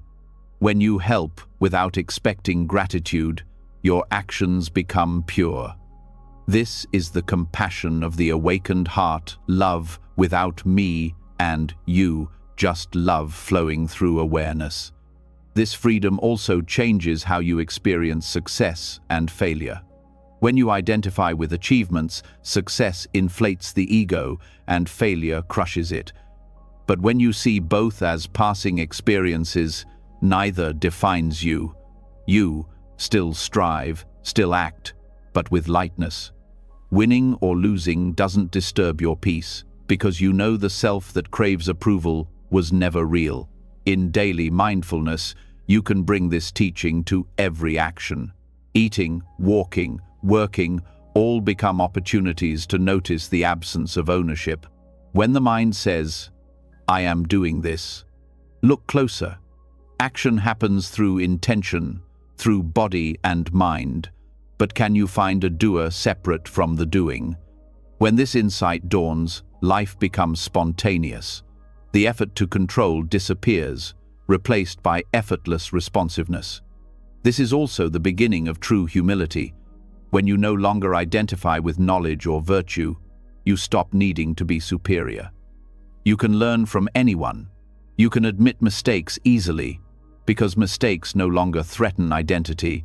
That's why awakened beings seem both powerful and humble. They act with complete freedom, but carry no pride. Even in silence, the insight of non-identification deepens. The quiet mind becomes a mirror, reflecting everything without clinging to reflection. Thoughts, sensations, sounds all arise, all pass. The mirror doesn't choose or reject, it simply reflects. That's awareness. You are that mirror, not the images passing across it. When identification dissolves completely, what remains is simplicity.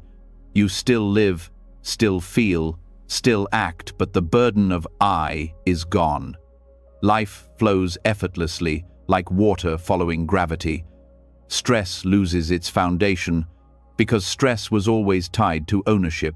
Without my pain, my problem, my story, there's only experience, fresh, free, alive. The Buddha once said, "In the seen, there is only the seen. In the heard, only the heard." He was pointing to this direct experience awareness before identity. To live from this place is to live beyond fear. Death, loss, and change no longer terrify, because there's no fixed self to lose. Life becomes a continuous unfolding, like waves arising and fading on the surface of an endless ocean. So as you rest now, let these words settle softly. Notice how thoughts appear, how sensations move, how awareness simply observes. Let each thought whisper and pass without grabbing it. You don't need to push anything away or hold anything close. Just see that everything is moving through you, but none of it is you. This is not detachment, it's awakening. It's the moment when you finally realize that you were never the voice in your head, never the roles you played, never the pain you carried. You are the space in which it all appeared, untouched, limitless, aware. And when you know this, not just in thought but in your bones, life stops being a performance and becomes a meditation. Every step, every breath, every moment becomes light. Nothing owns you, and you own nothing. There is only awareness resting in itself, free, open, silent. This is not me, this is not mine. Say it, softly within, not as rejection, but as truth. Each time you see through identification, the world becomes lighter. You begin to live as awareness itself, the one that was always here, watching the waves rise and fall, never drowning, never clinging, forever free. When identification falls away, the mind becomes light. Thoughts still come, feelings still rise, but they no longer stick. There's a quiet spaciousness that holds everything, and yet, even in that freedom, life continues to touch you. Pain still visits, loss still occurs, the body still feels, the heart still moves. Freedom does not mean you stop experiencing life. It means you stop turning pain into endless suffering. This is where the teaching of the second arrow begins, a truth so subtle that most people miss it their whole lives. The Buddha once described it this way: when struck by an arrow, the body feels pain. But most people do not stop there. They shoot themselves with a second arrow, the arrow of resistance. The first arrow is inevitable. It belongs to the nature of life.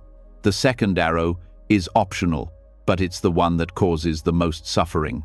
Every time you say, "This shouldn't be happening," you fire another arrow. Every time you replay the past or anticipate the future, you twist the wound deeper. Freedom comes when you finally stop shooting.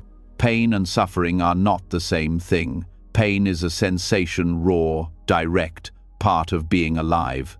Suffering is what the mind adds to it, the story, the blame, the fear, the comparison. The first arrow pierces the body or the heart. The second pierces the mind. The second arrow says, "Why me? This isn't fair. It will never end." It's the voice of resistance trying to make the world fit its expectations. And yet, no thought has ever changed what has already happened. The struggle only multiplies what you feel. To understand this deeply, begin by seeing how often you resist what is. The traffic jam, the rude comment, the pain in your back, the memory of loss each time you push against the moment. tension appears. The body tightens, the breath shortens, the mind hardens. That tension is the second arrow. Awareness doesn't ask you to like pain, it asks you to stop adding to it, to let the first arrow be what it is, without creating another. Most people live their whole lives firing arrows at shadows, arguing with reality, trying to control what cannot be controlled. But pain is not the enemy. The Buddha never promised a life without discomfort. He offered the path to peace within it. When you meet pain with awareness, you discover that it can exist without destroying your peace. The body may ache, the heart may ache, but the awareness behind them remains untouched. That awareness is the space where healing begins. This understanding doesn't mean you become passive. It means you stop fighting what's already true. If there is pain, acknowledge it. Feel it directly without the commentary. The mind will want to explain it, justify it, fix it. That's the reflex of the second arrow. But if you stay with the raw experience, the pressure, the heat, the vibration, you'll notice something surprising. Sensations move, they rise, peak, and pass. It's only the thought that says, "I can't bear this," that makes them stay. Every emotion, every discomfort follows this pattern. It arises, it lives, it fades. The problem is not the feeling itself, but our unwillingness to let it complete its natural cycle. We interrupt it with resistance, which traps it in the mind. The second arrow freezes what was meant to flow. Awareness, on the other hand, melts the freeze. It allows pain to move through and leave quietly, without scars. This teaching is not abstract, it's deeply practical. Think of moments when you've been hurt by someone's words. The words are the first arrow, they exist for a few seconds. But the thoughts that follow, replaying them, analyzing them, carrying them into tomorrow, those are the second arrows. Each repetition renews the wound. The pain becomes suffering because you keep reviving it in thought. When you see this clearly, you realize how much of what hurts is not happening now, it's happening in memory. Awareness breaks that cycle. The moment you notice the mind replaying pain, you're already free. You've stepped out of the story and into observation.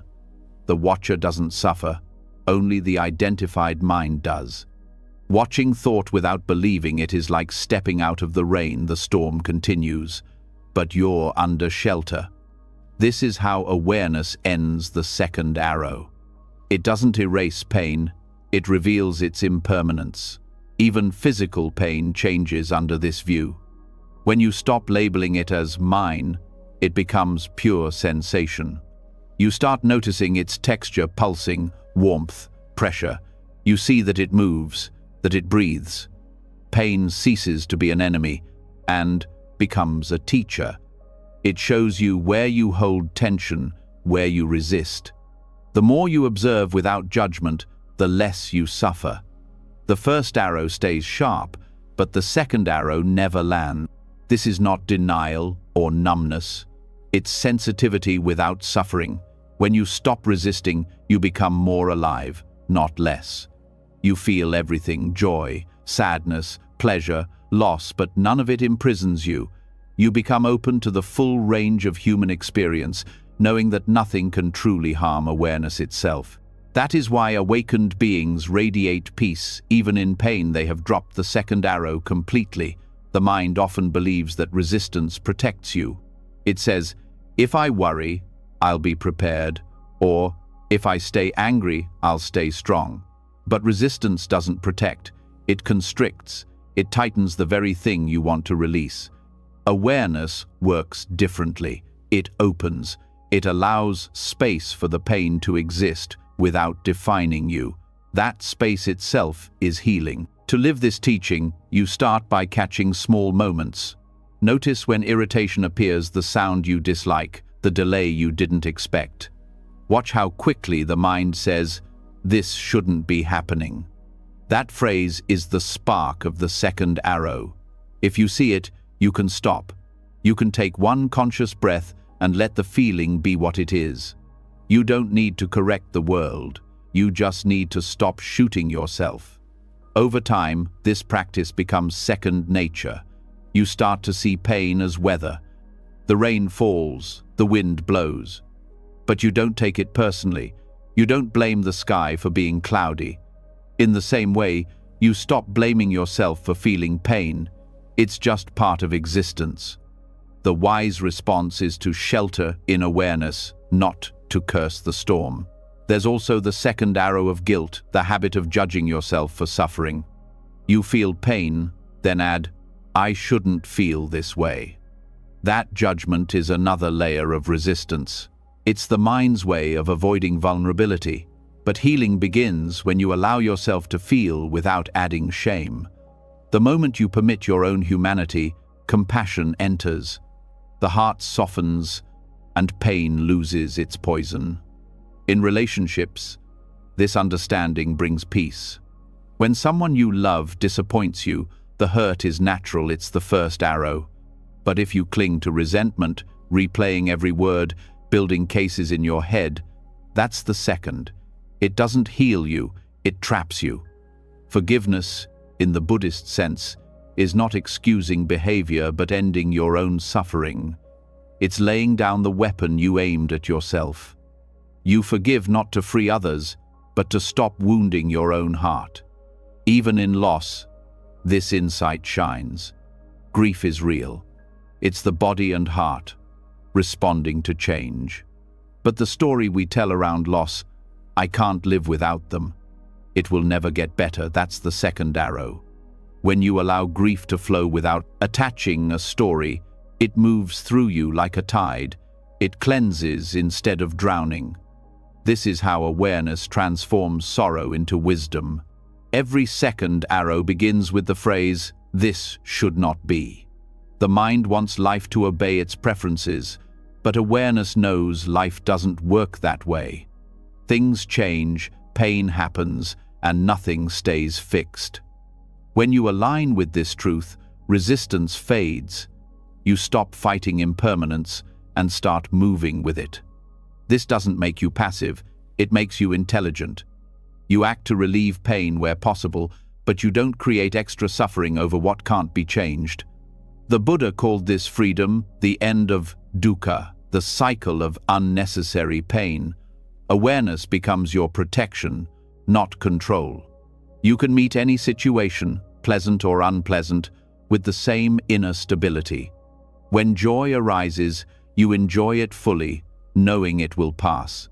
When pain arises, you feel it honestly, knowing it too will pass. You stop clinging to pleasure and fearing discomfort, the two arrows that define most of human life. Science even echoes this wisdom. Studies on mindfulness show that when people experience pain with acceptance rather than resistance, the brain's pain centers activate less intensely. The mind literally feels less pain when it stops adding judgment. The second arrow is measurable, and so is its absence. Acceptance is not weakness, it's neurobiological wisdom. Awareness also reveals that sometimes the second arrow hides inside the first. You may think the pain is physical, but the deeper suffering comes from meaning. A sore body becomes, "I'm getting old." A rejection becomes, "I'm unworthy." The second arrow disguises itself as truth. But when you strip away the meaning, what remains is just sensation, neutral, fleeting, alive. Seeing this breaks the illusion of permanence that suffering depends on. Practicing this awareness in small things strengthens you for bigger ones. When you burn your tongue, when plans fail, when someone ignores you, these are moments to train. You can feel the first arrow and let it go before the second appears. Over time, the mind learns that peace doesn't depend on conditions, it depends on perception. Pain can exist, but suffering doesn't have to. This also changes how you help others. When you see people in pain, you no longer rush to fix them, you sit with them. You hold space without adding your own second arrow of worry or guilt. True compassion doesn't resist another's pain. It witnesses it with tenderness. That presence itself is medicine. In the deepest sense, letting go of the second arrow is about trusting life. Trusting that you can meet each moment as it comes, without control, without fear. It's remembering that awareness itself is never harmed. You've already survived countless arrows, heartbreak, illness, disappointment, and yet awareness is still here, untouched. That realization gives courage. Even death, the ultimate first arrow, loses its terror when you see this clearly. The body feels pain, the heart feels fear, but awareness remains untouched. The second arrow of panic, of clinging, can be released even in that moment. Many Buddhist masters died smiling, not because death was easy, but because they stopped resisting what is. The end of resistance is the end of fear. To live without the second arrow is to live gently. You still feel everything, but you don't carry it. Pain visits, you welcome it and let it leave. Joy visits, you welcome it and let it leave. The heart stays open, the mind stays free. This is the true meaning of equanimity balance, born not from control, but from surrender. You can begin right now.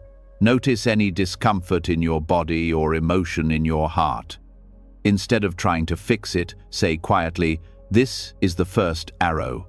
Then look for the second, the thoughts, the judgments, the stories. See if you can let them drop. Stay with pure awareness. The moment you do, the burden lightens. In this space, life becomes simple again. Pain, pleasure, loss, gain all flow through like waves across a still sea. The sea doesn't reject the waves, it holds them all. You are that sea. Awareness has always been vast enough to hold every arrow without breaking. The practice is to remember it. So, as you rest now, let the breath carry away resistance. Let the body soften around discomfort. Let thought settle without feeding it. There's nothing to fix, nothing to fear. Pain is part of life. Suffering is not. The first arrow will come and go, but the second arrow is in your hands. You can choose to put it down, and when you do, a new kind of peace fills the heart, not the peace of avoidance, but the peace of understanding. The mind becomes spacious, the body lighter, and life flows, as it always has, full of change, yet free from the sting of resistance. You wake up to a truth so simple it feels like a secret. Pain is real, but suffering was always optional. When you stop firing the second arrow, something inside you grows quiet.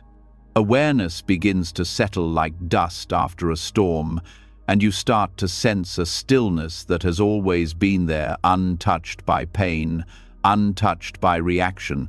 This stillness is not emptiness, it's clarity. Yet life does not stop testing you. The world continues to shift, people change, plans fail, and emotions rise like tides. In this constant movement, one question remains: how can you stay steady when everything else sways? The answer lies in equanimity, the art of calm amid chaos, the strength that doesn't need to fight to be strong. Equanimity, or upekkha, is often misunderstood. People think it means not caring, shutting down, becoming cold or distant. But true equanimity is not numbness.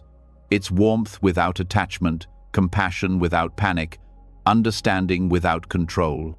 It's the calm at the center of the storm, not because the storm stopped, but because you finally understood the sky was never broken by the wind. To live with equanimity means you stop being tossed by every emotion that passes through you. The heart feels everything: joy, sorrow, anger, love, but it no longer loses its balance. It holds each experience like a mother holding a child, fully present, fully loving, but not lost in it. This is not detachment from life, it is intimacy with life without drowning in it. The mind without equanimity is like a pendulum. One moment it swings toward pleasure, craving, excitement, obsession. The next, It swings toward pain, aversion, fear, despair. The constant swinging creates fatigue, confusion, and stress. Equanimity is the still point between those extremes. It's the ability to see both sides without being caught in either. When you rest there, you discover a peace that no external condition can disturb. The Buddha described equanimity as one of the highest perfections, not because it removes emotion, but because it purifies it. When your mind is even, love becomes unconditional, wisdom becomes clear, and compassion becomes steady. Without equanimity, kindness burns out and wisdom turns to judgment. With it, everything you do carries the flavor of peace. Equanimity begins with understanding impermanence. When you truly see that everything changes, success, failure, praise, blame, gain, loss, you stop grasping at what cannot be held. You stop collapsing when things don't go your way. The world remains the same, but your relationship to it changes. You no longer depend on outcomes for peace. That is radical freedom, not the kind that separates you from life, but the kind that allows you to move through it without being enslaved by it. Most people live in reaction to pleasure and pain. When something feels good, they chase it. When something feels bad, they run. The constant running creates exhaustion. Equanimity ends this chase. It teaches you to meet each moment as it is, pleasant, unpleasant, or neutral, and to respond with clarity instead of reflex. This doesn't make you passive, it makes you wise. You still act, but your actions come from balance, not from craving or fear.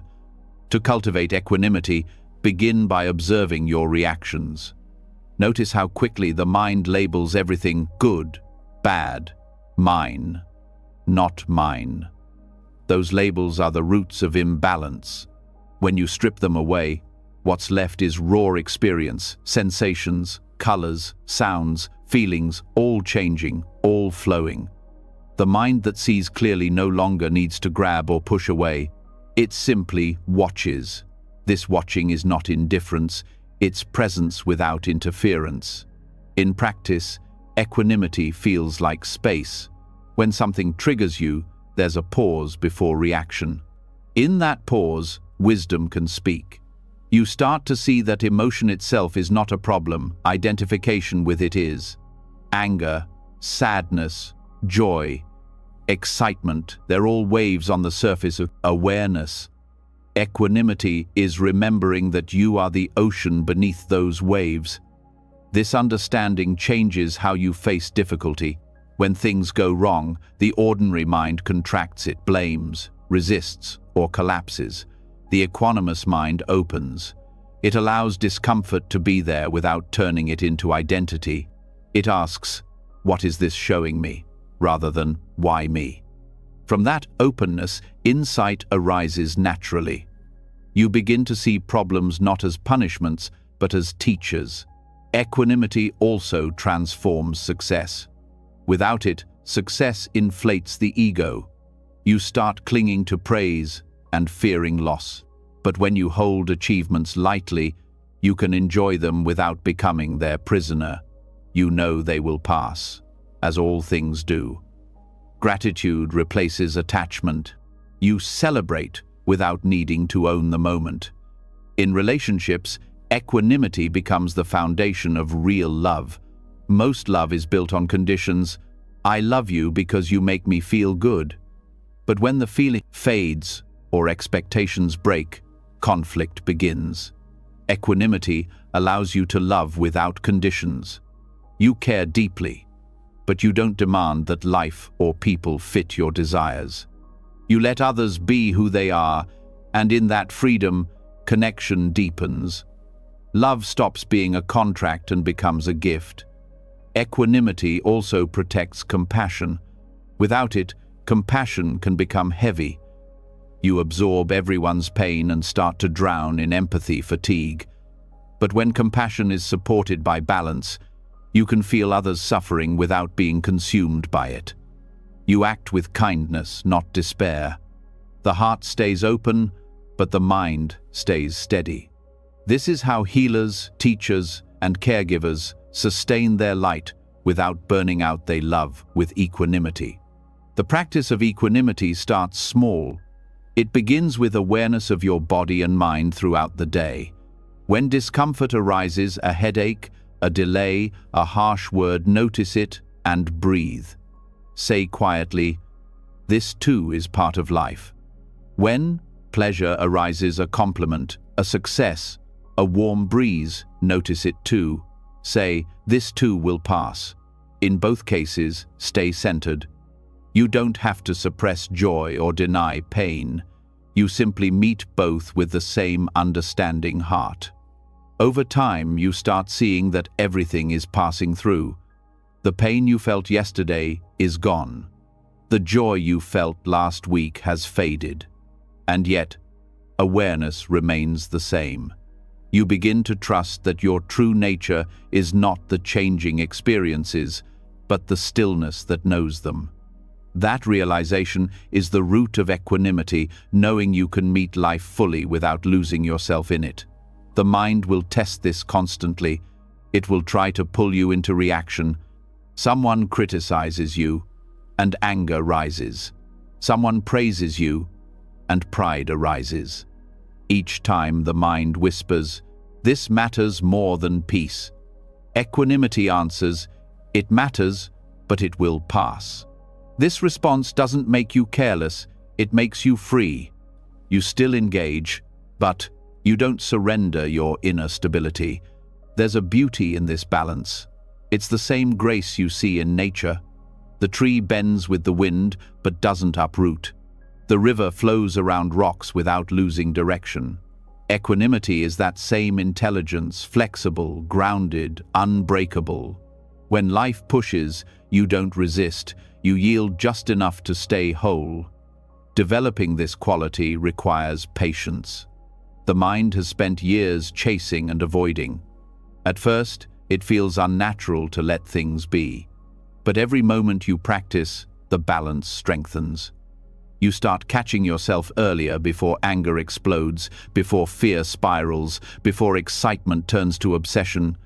Each pause becomes a doorway to freedom. Equanimity is also deeply connected to wisdom.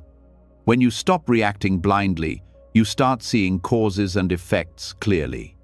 You understand why things happen, how they unfold, and how to respond without adding more suffering.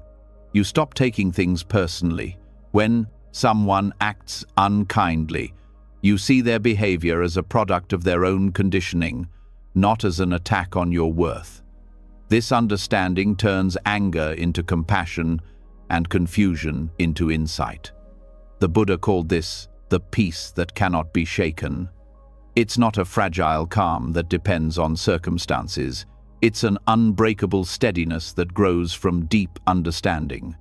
You can walk through fire and stay cool inside because your peace is no longer borrowed from the world, it's born from wisdom.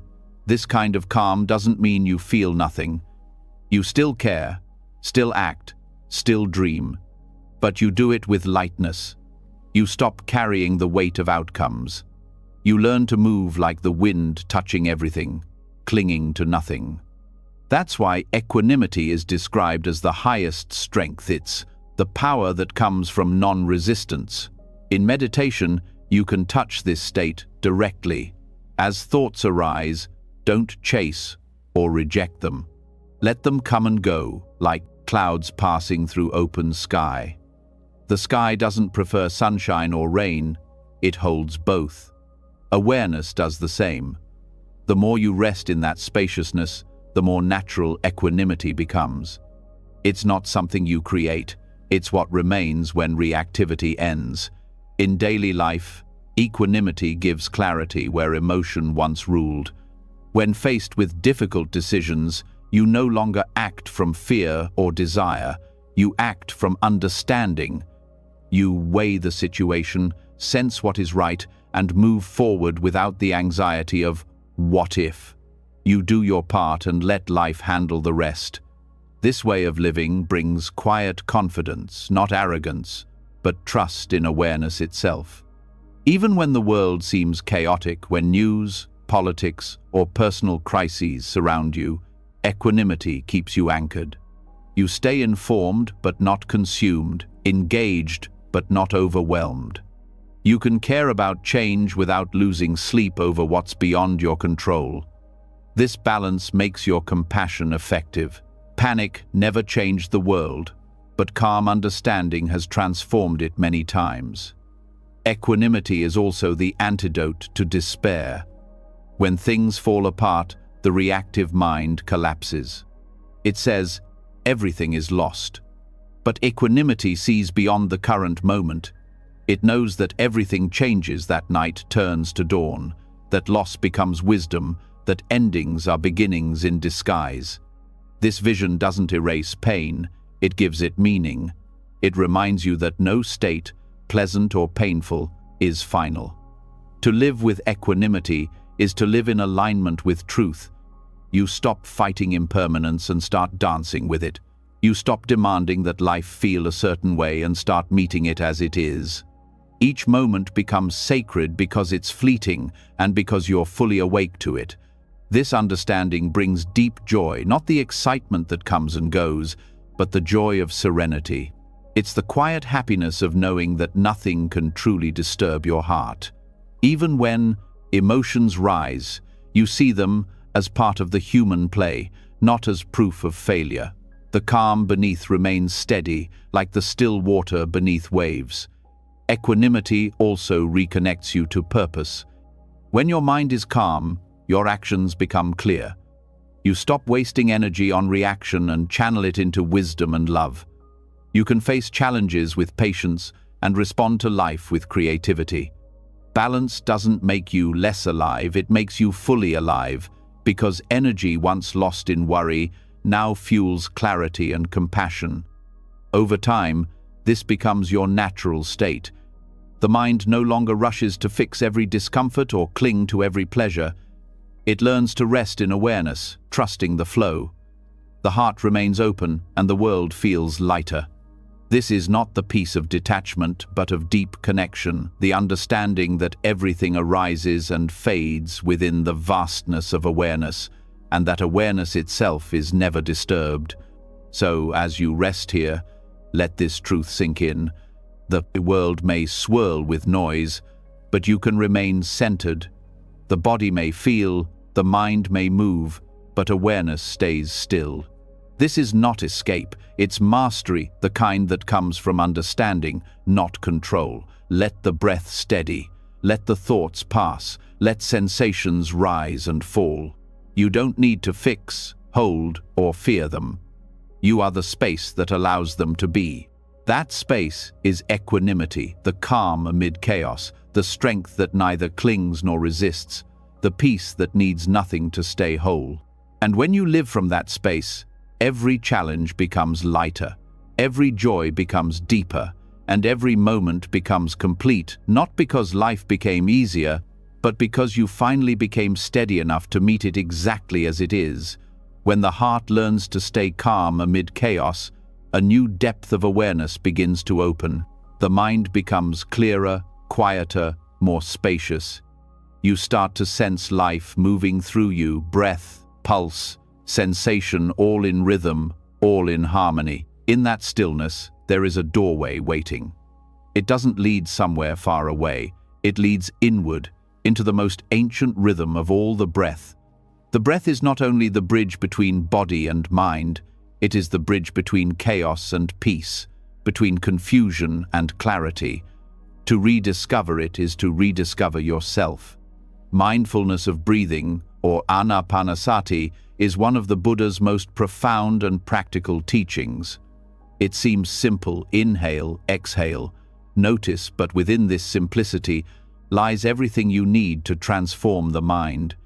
Breathing is not just a survival mechanism, it's a living teacher. Every breath speaks the truth of impermanence, of presence, of letting go. Every inhale is a beginning, every exhale is an ending. When you learn to follow this rhythm consciously, life itself starts to slow down, and peace begins to rise from the very core of your being. Many people breathe, but very few are aware that they are breathing. The body does it automatically, but the mind is rarely there. Most of the time, breathing happens in the background while thoughts rush ahead. That's why the mind feels restless and fragmented. To be mindful of the breath is to return home, to come back to the only moment that ever truly exists, the present one. The breath is a mirror of the mind.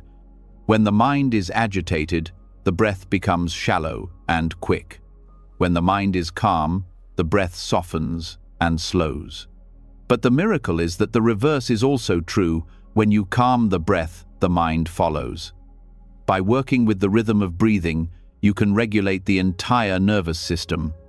It's the body's natural doorway to peace, accessible anytime, anywhere. In ancient texts, the Buddha called mindfulness of breathing the direct path to liberation. Not because breath is magical, but because awareness of it gathers the scattered pieces of the mind into one point.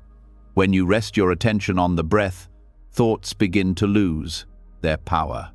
The endless pull of past and future weakens, and you enter the simple truth of now. Start by observing how your breath feels. Don't try to control it, just notice it. Feel the cool air entering the nose, the chest expanding, the warmth leaving the body. The more you pay attention, the more subtle details appear: the pause between inhale and exhale, the shift of energy across the body. Awareness begins to refine itself, becoming sharper yet gentler. The breath teaches you how to be present without force. At first, the mind will wander. It will chase thoughts, memories, and plans. This is not failure. It's the mind revealing its nature. The practice is not to silence thought, but to return again and again to the breath. Each return strengthens mindfulness, just as lifting a weight strengthens a muscle. Over time, the breath becomes like an anchor. No matter how strong the storm of thought, you can return to this anchor and find stability. As awareness deepens, the breath starts to feel different. It's no longer just air moving in and out. It's life itself flowing through you. The body begins to soften. The heartbeat synchronizes with the breath, and a gentle warmth spreads through the chest. You start to feel connected to something larger, not as a belief, but as a direct experience. The separation between you and life starts to dissolve. You are breathing, but also being breathed. On a physiological level, mindful breathing directly affects the nervous system. When you breathe slowly and consciously, the vagus nerve activates, lowering heart rate and blood pressure. The body shifts from fight or flight to rest and restore. Stress hormones decrease and clarity increases. This is not mystical, it's biology. The ancient practice aligns perfectly with modern science because it works with nature, not against it. Breath also teaches impermanence more intimately than any philosophy. No two breaths are ever the same. Each one comes, fulfills its purpose, and leaves. To fight this flow is to suffer. To flow with it is to live. The breath shows you that control is an illusion, and that peace comes not from forcing life, but from moving with it. As you deepen your practice, you may notice that the breath reflects every emotion. When fear appears, the breath shortens. When joy arises, it expands. When anger burns, it becomes hot and rapid. Each breath tells the story of your inner world. By observing it, you begin to understand yourself without judgment. The breath becomes your most honest teacher. In stressful moments, returning to the breath is like touching still water after heat. When the mind spins with worry, even one conscious exhale can interrupt the cycle. It tells the body, "You are safe now." The nervous system listens, muscles release, thoughts lose their sharpness. You start responding to life instead of reacting to it. That single breath can change the entire direction of your day. The Buddha often compared the mindful breath to a gatekeeper watching a doorway. Every breath entering and leaving is like a traveler passing through. The gatekeeper doesn't stop them. He simply notices. In the same way, you watch the breath enter and leave awareness. Nothing to add, nothing to remove. This quiet watching creates mental clarity, a state where thoughts can come and go without pulling you along. There's also a natural rhythm in breath that connects you to everything around you. Every inhale you take contains the exhale of trees. Every exhale you release becomes part of another's inhale. Breathing mindfully awakens a sense of unity, that you are not a separate being moving through the world, but a participant in a shared cycle of life. Awareness expands from the body to the environment, from I to we. Mindful breathing also rewires how you relate to discomfort. When tension or pain arises, the mind usually reacts with avoidance or fear. But when you bring the breath into that area, something changes. You don't escape the sensation, you soften around it. You allow the breath to hold the discomfort, and slowly, the edges dissolve. This is not about erasing pain, it's about transforming the way you hold it. The breath becomes a container strong enough to hold both peace and pain without resistance. With time, the breath reveals subtler truths. You start noticing how craving shows up in it, the slight pull when you want more air, or the tension when you try to control it. You see how the same patterns of desire appear in thought and behavior. Each breath becomes a mirror, reflecting how attachment and aversion shape experience. The more clearly you see it, the more naturally the grip loosens. As the body and mind synchronize, awareness deepens beyond words. You begin to feel that the breath is breathing you. It enters and leaves on its own. You were never in charge. You were only pretending to be. This realization brings humility and peace. The ego's boundaries soften, replaced by trust in life's intelligence. The breath has been doing this perfectly since birth, a quiet reminder that existence takes care of itself when you stop interfering. In daily life, mindfulness of breathing becomes a companion. Before speaking, you take a breath. Before reacting, you take a breath. Before worrying, you take a breath. That single act changes the tone of everything. You speak more clearly, listen more deeply, and act more intentionally. The breath gives you the power to pause the small space where awareness replaces habit. Over time, breathing practice transforms from a technique into a way of living. You start breathing through your challenges, your relationships, your work, your thoughts. The breath becomes a rhythm guiding everything, expanding with effort, releasing with rest. You learn that peace is not found in escaping life, but in breathing through it. Modern neuroscience now recognizes this ancient truth. Studies show that slow, rhythmic breathing synchronizes the brain's hemispheres, balancing emotion and logic. It enhances focus and emotional stability. In other words, the breath unites what was divided: body and mind, reason and feeling, self and world. The Buddha didn't need machines to prove it, he experienced it directly. Equanimity and mindfulness of breathing are two sides of the same truth. Equanimity gives you the strength to stay steady amid change. The breath gives you the bridge to return when you drift. Together, they form the foundation of unshakable peace. Even when life pulls you into difficulty, you can always come back one breath at a time. In relationships, this practice transforms communication. When you listen with the breath, you hear not just words, but emotions. You sense the pauses, the unsaid feelings. Breathing while listening keeps the heart open and the ego quiet. You respond instead of reacting, creating understanding instead of conflict. Each breath becomes an act of compassion. In moments of joy, mindfulness of breathing keeps you grounded. Happiness without awareness quickly turns into attachment. Awareness allows you to enjoy beauty without clinging to it. You savor each breath as if it were a gift, knowing it will pass. That acceptance deepens joy rather than limiting it. Even during restlessness or boredom, the breath offers practice. When nothing seems exciting, the mind searches for stimulation. But the breath teaches you to find depth in simplicity. You discover that peace is not about escaping boredom, but resting inside it. Every inhale and exhale becomes a meditation on contentment. The Buddha taught 16 stages of mindfulness of breathing, from awareness of the body to the realization of impermanence. But even without counting stages, every mindful breath contains the essence of the path.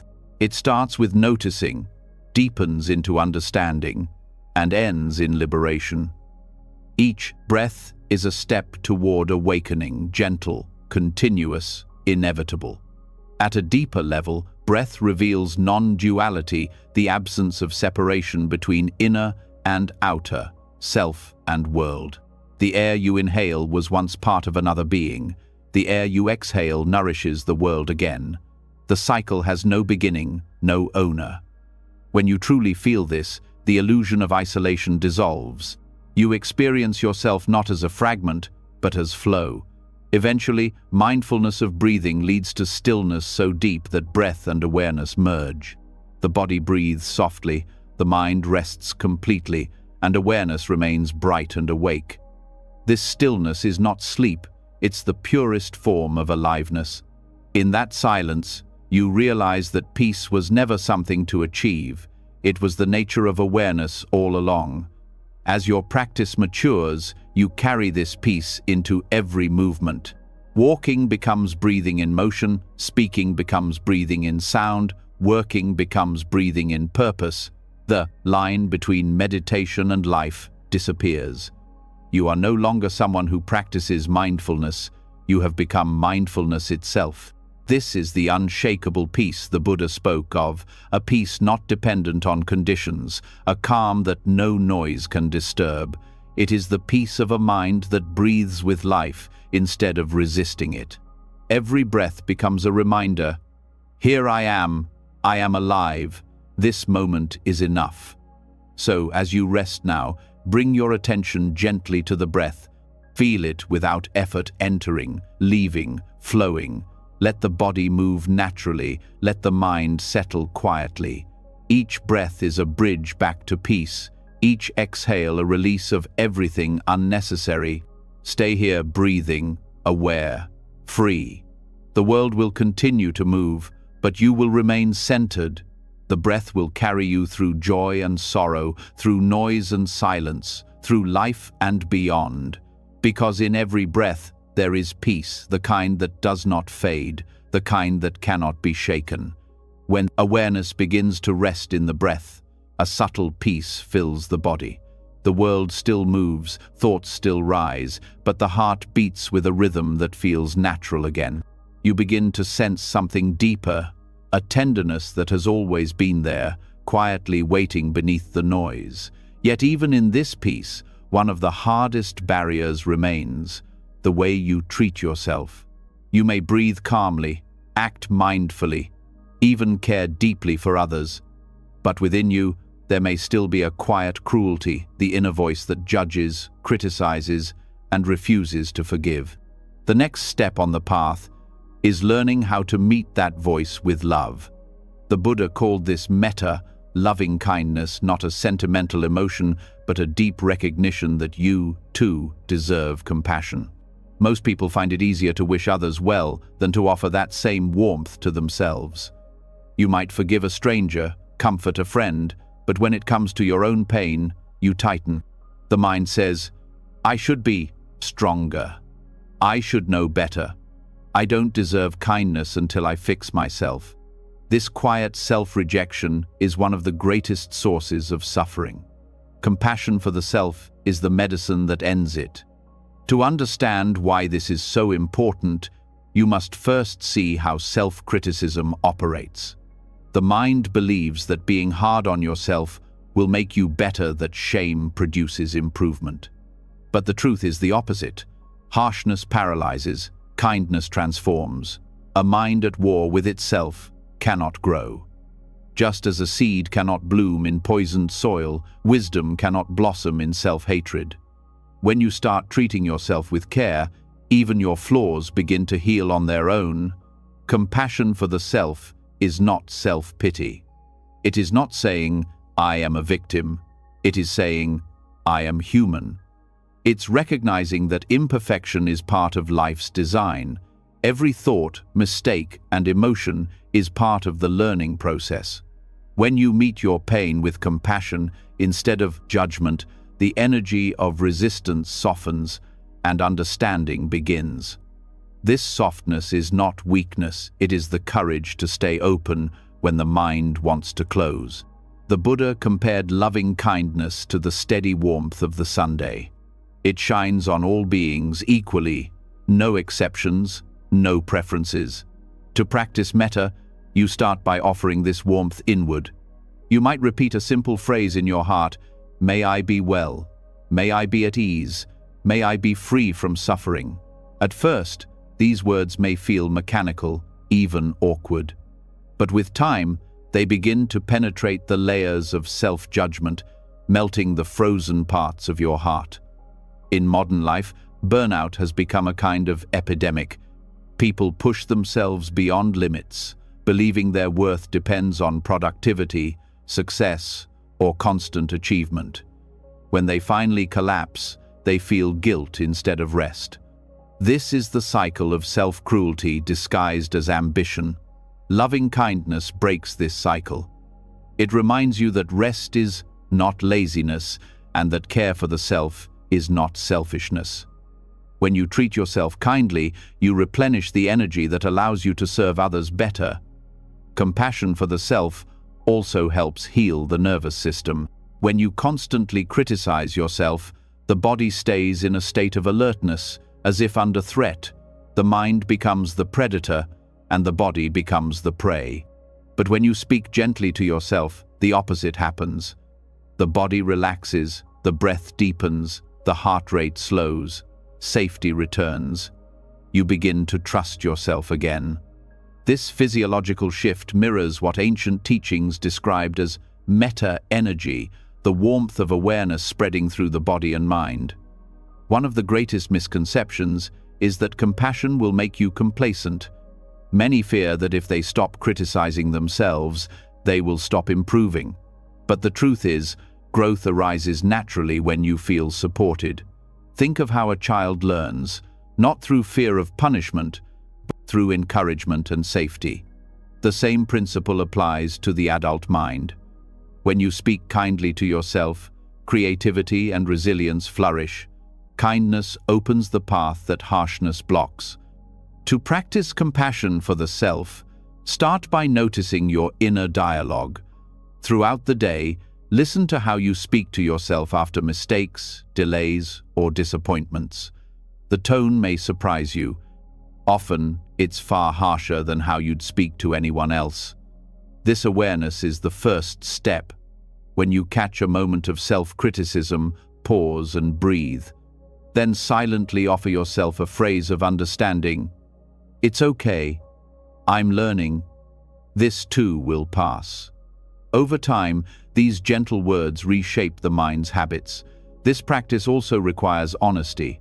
Compassion does not mean excusing harmful behavior or pretending everything is fine. It means acknowledging what is real without adding cruelty to it. When you make a mistake, admit it. But instead of saying, "I'm terrible," say, "That was unskillful and I will do better." The difference between shame and responsibility is compassion. Shame says, "I am wrong." Responsibility says, "I can change." Another layer of self-compassion is learning to hold your pain without judgment. Most people either suppress their pain or drown in it. The middle way is to hold it with tenderness. When sadness appears, don't try to escape it. Breathe with it. When fear arises, acknowledge it without resistance. The act of allowing is the deepest form of kindness. Pain that is allowed to be felt fully begins to release its grip. Scientific studies on compassion meditation show that people who practice loving kindness develop greater emotional resilience. The brain's empathy centers become more active, and the regions associated with anxiety shrink. But beyond science, the real change is felt directly, a sense of warmth that flows from the heart to every part of your life. You begin to see yourself not as an enemy to fix, but as a friend to care for. When you develop this inner kindness, it naturally extends outward. You start understanding others' struggles more deeply because you've faced your own with tenderness. Judging others becomes less appealing when you've stopped judging yourself. This is why self-compassion is not selfish, it's the root of compassion for all beings.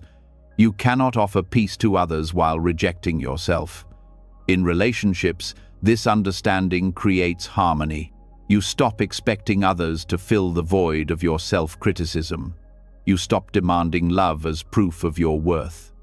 When you are kind to yourself, love becomes sharing rather than seeking. You give freely because you no longer depend on others to tell you that you are enough. That inner security makes your relationships lighter, more genuine, and less burdened by need. Loving kindness also transforms how you face failure. Instead of collapsing into shame, you start seeing failure as part of growth. Compassion doesn't erase mistakes. It helps you learn from them without fear. It says, "You tried. Now try again." This gentle persistence is more powerful than any perfectionist drive. It's steady, patient, and forgiving, the qualities that create lasting change. Practicing metta can also be done formally in meditation. Sit quietly, bring your attention to the heart, and repeat phrases of goodwill. Start with yourself, then extend it to others, friends, neutral people, even those you find difficult. Each circle of kindness strengthens the feeling of universal connection. You realize that the same breath flows through all beings, and that wishing yourself well is not separate from wishing the world well. At first, you might feel resistance. The mind may say, "I don't deserve this love." That resistance is a wound revealing itself. Don't fight it.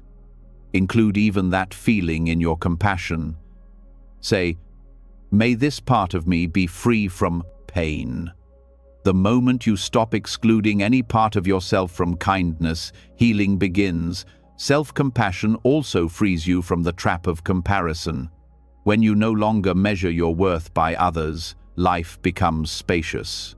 You stop chasing the illusion of being better and start appreciating being alive.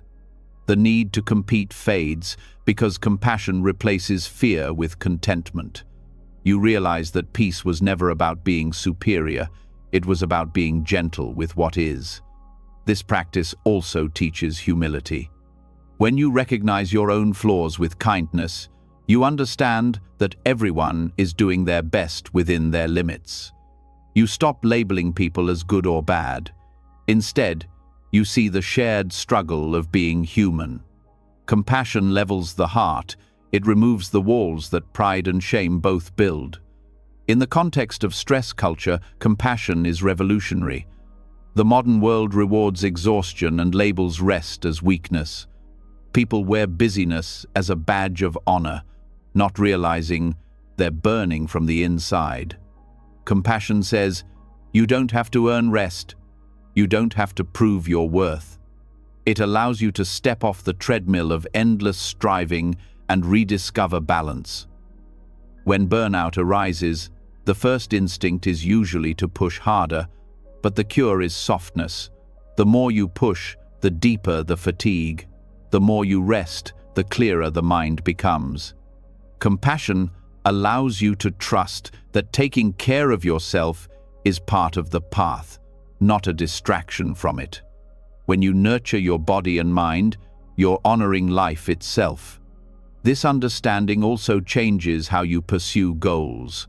Instead of moving from self-doubt, you move from self-respect. You still work hard, but the effort feels different, lighter, steadier, infused with care. Success becomes an expression of joy rather than a chase for validation. The process itself becomes fulfilling because it's rooted in kindness. The more you practice compassion, the more your relationship with pain transforms. You stop asking, "Why is this happening to me?" and start asking, "What is this teaching me?" Pain becomes less of a punishment and more of a teacher. Each challenge becomes an opportunity to practice gentleness with yourself. Eventually, compassion becomes your default response to everything: joy, sorrow, success, or failure. You stop fragmenting yourself into parts that deserve love and parts that don't. The boundaries between acceptance and rejection dissolve. What remains is wholeness. You begin to live from the heart, not from the ego.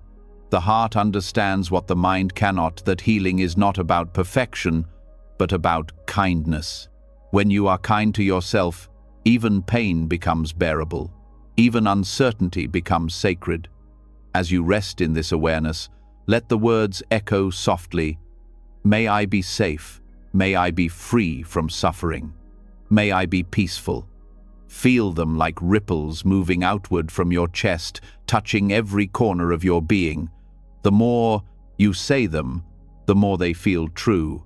This compassion is not something you create, it's something you uncover. It was always within you, hidden under the noise of self-judgment. As you breathe with awareness, as you meet each moment with care, that warmth grows naturally, a quiet fire that never burns out. So as you continue your journey, remember this: the path to peace is not only through wisdom, but through kindness. Awareness may show you the truth, but compassion lets you live it. When you can hold yourself with the same tenderness you'd offer a child, you stop fighting against life. You begin to flow with it, softly, freely, without fear. And in that flow, you discover a love that is both personal and boundless, the love that ends self-cruelty, that heals exhaustion, and that transforms your entire relationship with being alive. Compassion for the self is not the final step on the path. It is the step that makes all others possible. When you treat yourself with gentleness, the whole world softens in response. And in that softness, peace takes root, not as an idea, but as the very way you exist. When the heart finally learns to treat itself with kindness, something profound begins to unfold. The war inside quiets, and a gentle strength rises in its place. You no longer attack yourself for feeling pain. You meet your emotions like old friends, sometimes messy, sometimes loud, but always human. Yet even as compassion softens the heart, a question still lingers. Why do emotions seem so powerful one moment and then disappear the next?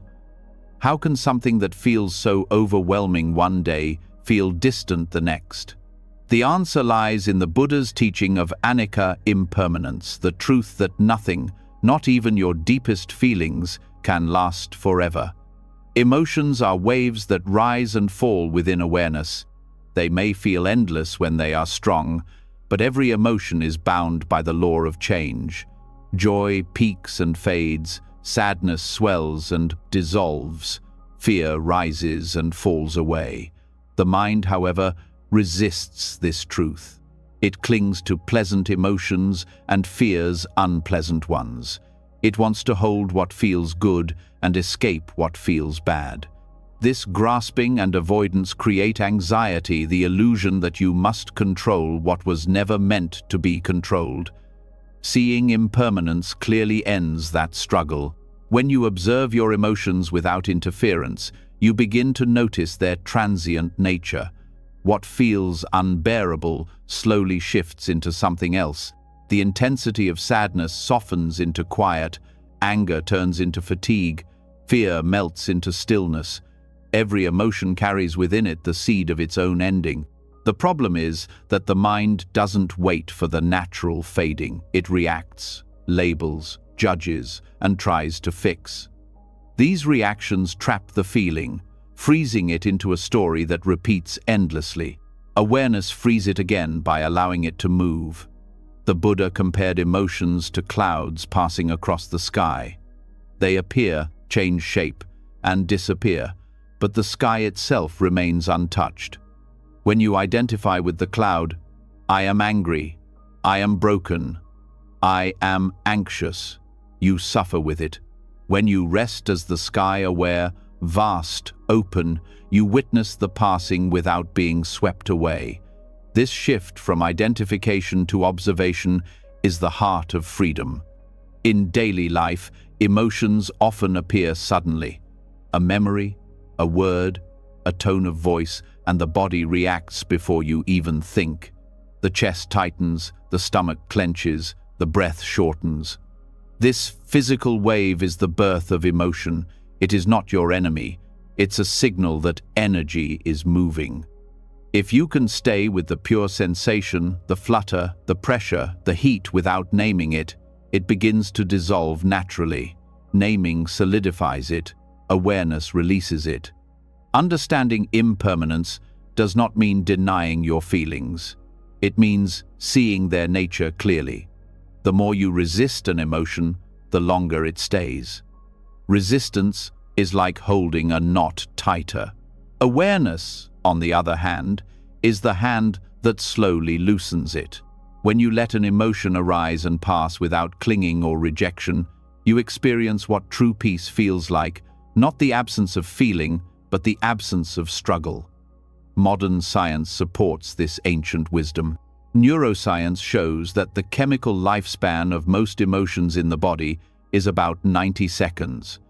After that, it is thought, rumination, judgment, story that keeps them alive. The emotion ends, but the mind revives it again and again. The Buddha saw this long before science gave it language.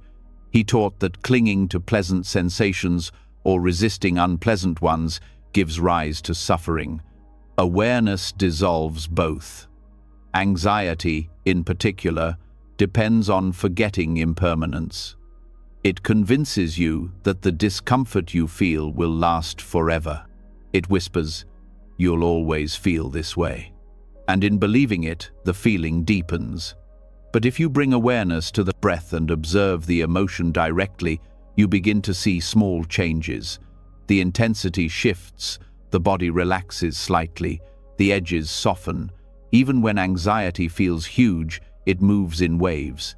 Awareness rides the wave until it fades into stillness. Every time you observe an emotion with patience, you weaken the illusion of permanence. You start to trust that no storm lasts forever. This trust brings courage. You no longer fear feeling. You no longer run from discomfort. You know that even pain is temporary, and this knowing turns fear into acceptance. You become the witness of change, not the victim of it. To practice this, bring mindfulness to your emotional states throughout the day. When irritation arises, notice it. Feel where it lives in the body. Observe how it shifts as you breathe. Don't analyze it. Don't justify it. Just watch. When joy arises, do the same. Enjoy it fully, but remember it too will pass. This is not pessimism, it's balance. By accepting impermanence, you appreciate every feeling without clinging to it. The mind may ask, if everything passes, what's the point of feeling? The answer is that emotions are not meant to be possessions, they are messages. They arise to show you something, an unmet need, an unconscious attachment, an opportunity to grow. Once the message is received, the emotion dissolves. Clinging to it after its purpose is fulfilled is like holding on to a letter after you've read it. Awareness lets the experience deliver its wisdom and move on. Understanding impermanence also changes your relationship with happiness. When you stop expecting it to last, you stop being disappointed when it fades. You enjoy it while it's here and let it go when it goes. This makes joy lighter, freer, more genuine. You stop grasping at the moment and start living it. You understand that the beauty of happiness lies in its fleetingness, like music that touches you precisely because it ends. Grief reveals impermanence in a different way. When you lose someone or something dear, the pain feels endless, but even grief moves in waves. It has its own rhythm, intense, quiet, sharp, tender. The mind might not notice this because it's lost in memory. But if you stay present to the sensations of grief, the heaviness in the chest, the ache behind the eyes, you'll see movement even there. The wave comes and goes, like all others. Nothing in life, not even sorrow, stands still. This truth also brings compassion. When you realize your emotions are impermanent, you see that others' emotions are too. You stop taking their anger or sadness so personally. You understand that everyone is being moved by the same winds of feeling. This understanding softens judgment and strengthens connection. You stop demanding permanence from others, constant affection, constant approval, and start allowing them to change too. Impermanence is not a threat, it's a blessing.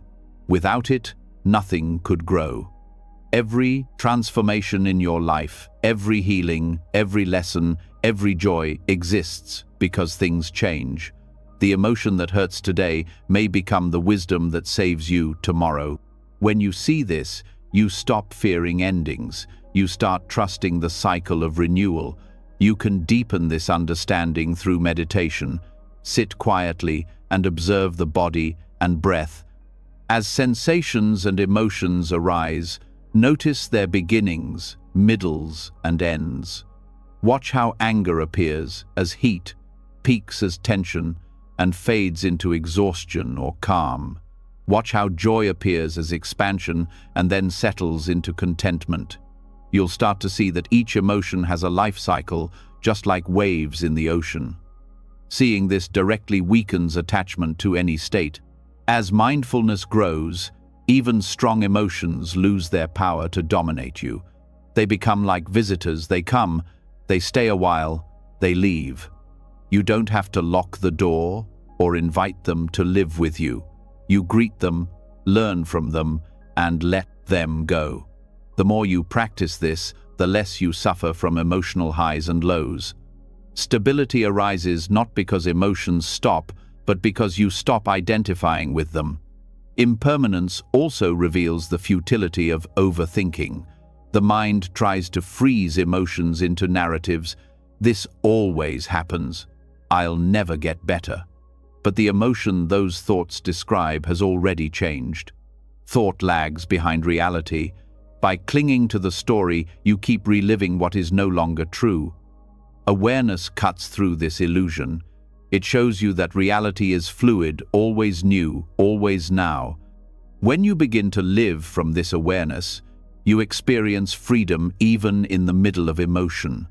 The feeling can still be strong, but it no longer defines you. You can cry without despair, feel anger without cruelty, experience fear without paralysis. You become transparent to emotion, it moves through you without sticking. This is what it means to live in harmony with anicca. In times of stress, reminding yourself of impermanence can shift everything. Say silently, "This too is changing." These words are not a dismissal but a truth. They reconnect you to the flow of life. Even the hardest moment becomes bearable when you know it will end. The breath itself proves it. No inhale lasts forever, no exhale stays. Each moment dies to give birth to the next. This understanding doesn't make life dull. It makes it vivid. When you know everything is temporary, you start to cherish it. The laughter of a friend, the taste of a meal, the sound of rain all become precious because you know they won't last. Awareness of impermanence turns ordinary moments into miracles. It's not the length of experience that gives it meaning, but your presence within it. Sometimes, impermanence is difficult to accept, especially when it touches the people or things you love. But even here lies wisdom. Love deepens when you understand it's fragile. Gratitude replaces ownership. Instead of saying, "This is mine," you say, "This was given." You stop trying to freeze moments and start participating fully in their passing. That participation, that willingness to love what changes, is true maturity. The Buddha taught that clinging is the root of suffering because it denies impermanence. When you want joy to last forever, you fear its end. When you want pain to disappear immediately, you resist its presence. Both create tension. Freedom lies in seeing that you can feel fully without needing to control duration. Emotions arise because conditions create them, and they fade when those conditions shift. Awareness trusts this process. In a world obsessed with permanence, youth, success, certainty, understanding impermanence becomes an act of liberation. You stop demanding that life match your expectations. You stop measuring peace by stability. You realize that the only true stability lies in awareness itself, not in what it observes. Everything else, thoughts, emotions, even identities, are like patterns in water. Awareness is the water. To live with this understanding is to live with lightness. You stop clinging to moods or stories. You stop identifying as happy or sad. You simply live, breathing, feeling, witnessing. Each moment rises, lives, and fades like the tide. You learn to surf it rather than drown in it. This is not indifference, it's intimacy with truth. As you rest now, feel the gentle rhythm of your breath again. Notice how it moves, without effort, appearing, changing, disappearing. Let your emotions be like this, flowing, alive, free. There's nothing to fix, nothing to hold. The heart that knows impermanence no longer fears life, it welcomes it. You've seen joy and sorrow come and go countless times, and yet awareness has remained untouched, steady, compassionate. That awareness is your refuge, the space where every emotion fades and peace endures. So when worry rises again, meet it softly and say, "You too will pass." Stay with the breath until the wave subsides. Because every emotion, no matter how fierce, carries within it the same truth: it cannot last. What remains is awareness, clear and still, holding all things and needing nothing. That is the peace the Buddha spoke of, not found by escaping change, but by resting fully within it. When you begin to see the impermanence of emotion, the heart relaxes. You stop fighting what you feel and start flowing with life as it is. The mind learns that no state, no matter how painful or beautiful, can hold you forever. In this freedom, a new understanding begins to dawn. If emotions and experiences arise and fade, what creates them in the first place? Why do certain patterns seem to repeat? Why does the same kind of worry, fear, or restlessness return even when you've seen through it before? The answer lies in the quiet architecture of karma, not as punishment or reward, but as cause and effect. The Buddha called this the karma of thought. Every thought is a seed. Each one carries energy, direction, and consequence.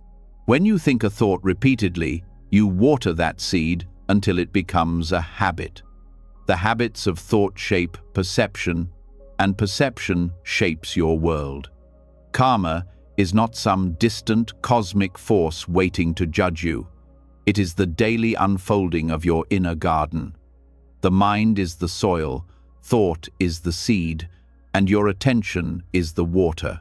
What you choose to nurture grows, whether it's fear or peace, anger or kindness. To understand this fully, you must see how deeply thought conditions experience.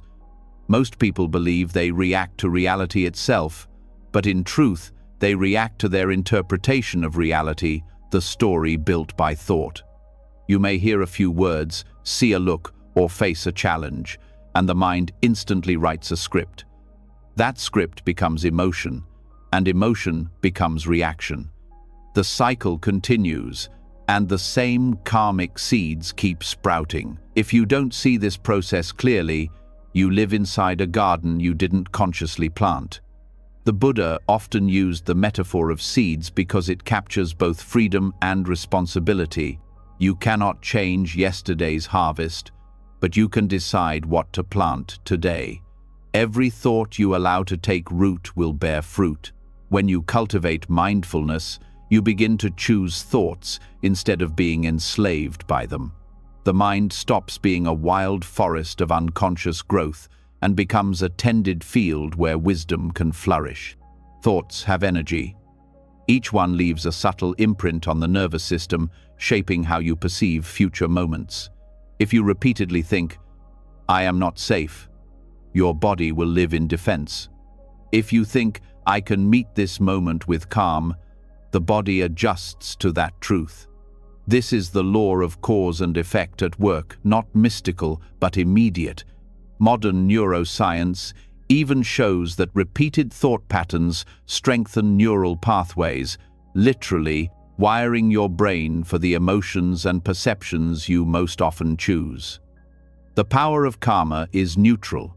It follows the laws of nature. The seeds you plant don't care about your intentions. They grow according to what they are. Angry thoughts grow anger. Fearful thoughts grow fear. Kind thoughts grow peace. This truth can seem intimidating until you realize it's also your greatest freedom. You are not doomed by the past. You are simply harvesting the fruits of previous thoughts. Change the seeds, and the garden changes. To see how this works, start observing your mind throughout the day.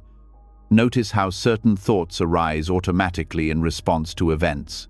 Someone cuts you off in traffic, and irritation blooms instantly. That irritation might not even be about the event itself. It could be the echo of years of impatience, planted and watered every time you reacted the same way. When you see this, you understand that the present moment is not random, it's the flowering of mental karma. Awareness allows you to interrupt the cycle. When you catch a thought as it arises, you create a gap between impulse and identification. In that gap, you have a choice to water it or to let it dry out. The more often you make that choice consciously, the weaker negative habits become. This is not about suppressing thoughts, but about starving unwholesome ones of energy. Awareness is sunlight. It illuminates what was hidden. Once you see the process clearly, automatic thinking begins to lose its grip. This also reveals how positive thought is not forced optimism, but alignment with truth. When you plant thoughts rooted in reality, "I can breathe through this. This will pass. I am more than this feeling." You are not escaping life. You are responding to it wisely. Positive thinking without awareness is fantasy. Mindful thinking is transformation. It rewires the mind to respond with clarity instead of fear. The Buddha taught that every mental act carries intention. Karma is born not from what you think or do in isolation, but from the motive behind it. Two people can speak the same words, but if one speaks from love and the other from ego, the karmic imprint is entirely different. This is why mindfulness of intention is so vital. Before you speak, before you act, even before you think deeply on something, pause and ask, what is the energy behind this? Is it fear, pride, compassion, or understanding? That small inquiry changes the course of your karma immediately. When you begin to work with your thoughts consciously, you start to see that the mind has layers. Some thoughts are surface-level, fleeting, light, and harmless.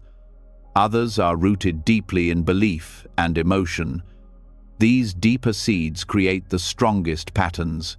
For example, the belief, "I am not enough," may produce countless smaller thoughts of comparison, jealousy, and anxiety. If you address only the surface thoughts, they will grow back. But if you bring awareness to the root belief and see its emptiness, the entire pattern collapses. This is how mindfulness uproots old karma, not by fighting it, but by understanding its source. The Buddha described this process as mental cultivation, developing wholesome states and abandoning unwholesome ones. He compared it to a farmer who clears weeds, waters healthy plants, and protects new growth. The farmer doesn't yell at the soil or complain about the weather. He simply tends to the field with patience. In the same way, you nurture wholesome thoughts, gratitude, compassion, wisdom through steady attention. Over time, they become your new defaults, shaping a mind that naturally leans toward peace. A powerful exercise for this is noticing your mental diet. Just as the body becomes what it eats, the mind becomes what it consumes. What kind of information, conversations, and media are you feeding it? Do they nourish clarity or agitation? Many people try to calm their minds while constantly absorbing noise that fuels anxiety. Being mindful of what enters your awareness is an act of karmic intelligence. You cannot plant roses in soil constantly seeded with thorns. It's also important to recognize that thoughts are not equally strong. A thought accompanied by emotion is like a seed watered by rain. It grows faster. When you think with intensity, the energy sinks deeper into the mind. This is why repetitive worry feels so heavy, it's mental karma gathering force. But the same principle applies to loving kindness and gratitude. When you infuse thought with genuine feeling, its power multiplies. That's how compassion reshapes not just mood, but destiny. Karma is not only personal, it's collective. The thoughts of individuals influence the energy of families, communities, even societies. When many people cultivate fear, the atmosphere thickens with it. When many people cultivate peace, the world softens. Each thought you plant contributes to the shared garden of consciousness. This understanding brings both responsibility and hope. Even a single act of mindful thinking adds light to the collective field. To transform mental karma, you must first stop being its prisoner. This begins with self-awareness, seeing that thoughts are events, not identities. Just as a storm passes through the sky, thoughts pass through awareness. When you stop saying, "I am this thought," and start saying, "This is a thought," you free yourself. That freedom allows you to choose which thoughts to engage with. Some will fade if ignored, others will flourish if nurtured. The choice becomes yours again. One of the most overlooked aspects of karma is how it relates to speech. Words are thoughts made audible. When you speak from anger or fear, you solidify those emotions in yourself and in others. When you speak from kindness, you strengthen that energy in both hearts. This is why mindful speech is considered one of the highest forms of practice. It is thought in motion, creating karma that echoes beyond what you can see. Another key to understanding the karma of thought is noticing its subtle persistence. Even when you are silent, the mind speaks. It comments, compares, judges, plans. Each of these silent sentences plants seeds. Most are small, but when repeated often, they form grooves in consciousness. These grooves become your mental habits, and habits shape destiny. Awareness smooths those grooves by interrupting repetition. Each moment of mindfulness is a fresh start, new soil for new seeds. When you begin to see the law of cause and effect within your own mind, faith in awareness grows. You realize you no longer need to fear your thoughts. You can work with them, guide them, and transform them. You stop waiting for external change and start cultivating inner alignment. Peace stops being something to find and becomes something you grow. This practice also brings humility. You see that your suffering was not punishment, but the natural outcome of unconscious seeds. When you recognize this, guilt dissolves, replaced by wisdom. You understand that every mind, including yours, is learning through cause and effect. Compassion replaces blame for yourself and for others. You realize that no one escapes this law, but everyone can use it to awaken. The process of planting wholesome mental seeds begins with intention. You can start each morning with simple awareness. Today, I will think thoughts that bring peace. It's not about forcing positivity, it's about choosing clarity. Throughout the day, remind yourself that every reaction is a seed. If anger arises, notice it and breathe before it hardens into speech. If gratitude appears, let it linger. These small choices accumulate like drops of rain, nourishing the roots of calm. In meditation, you can work with thoughts directly. As they arise, label them gently.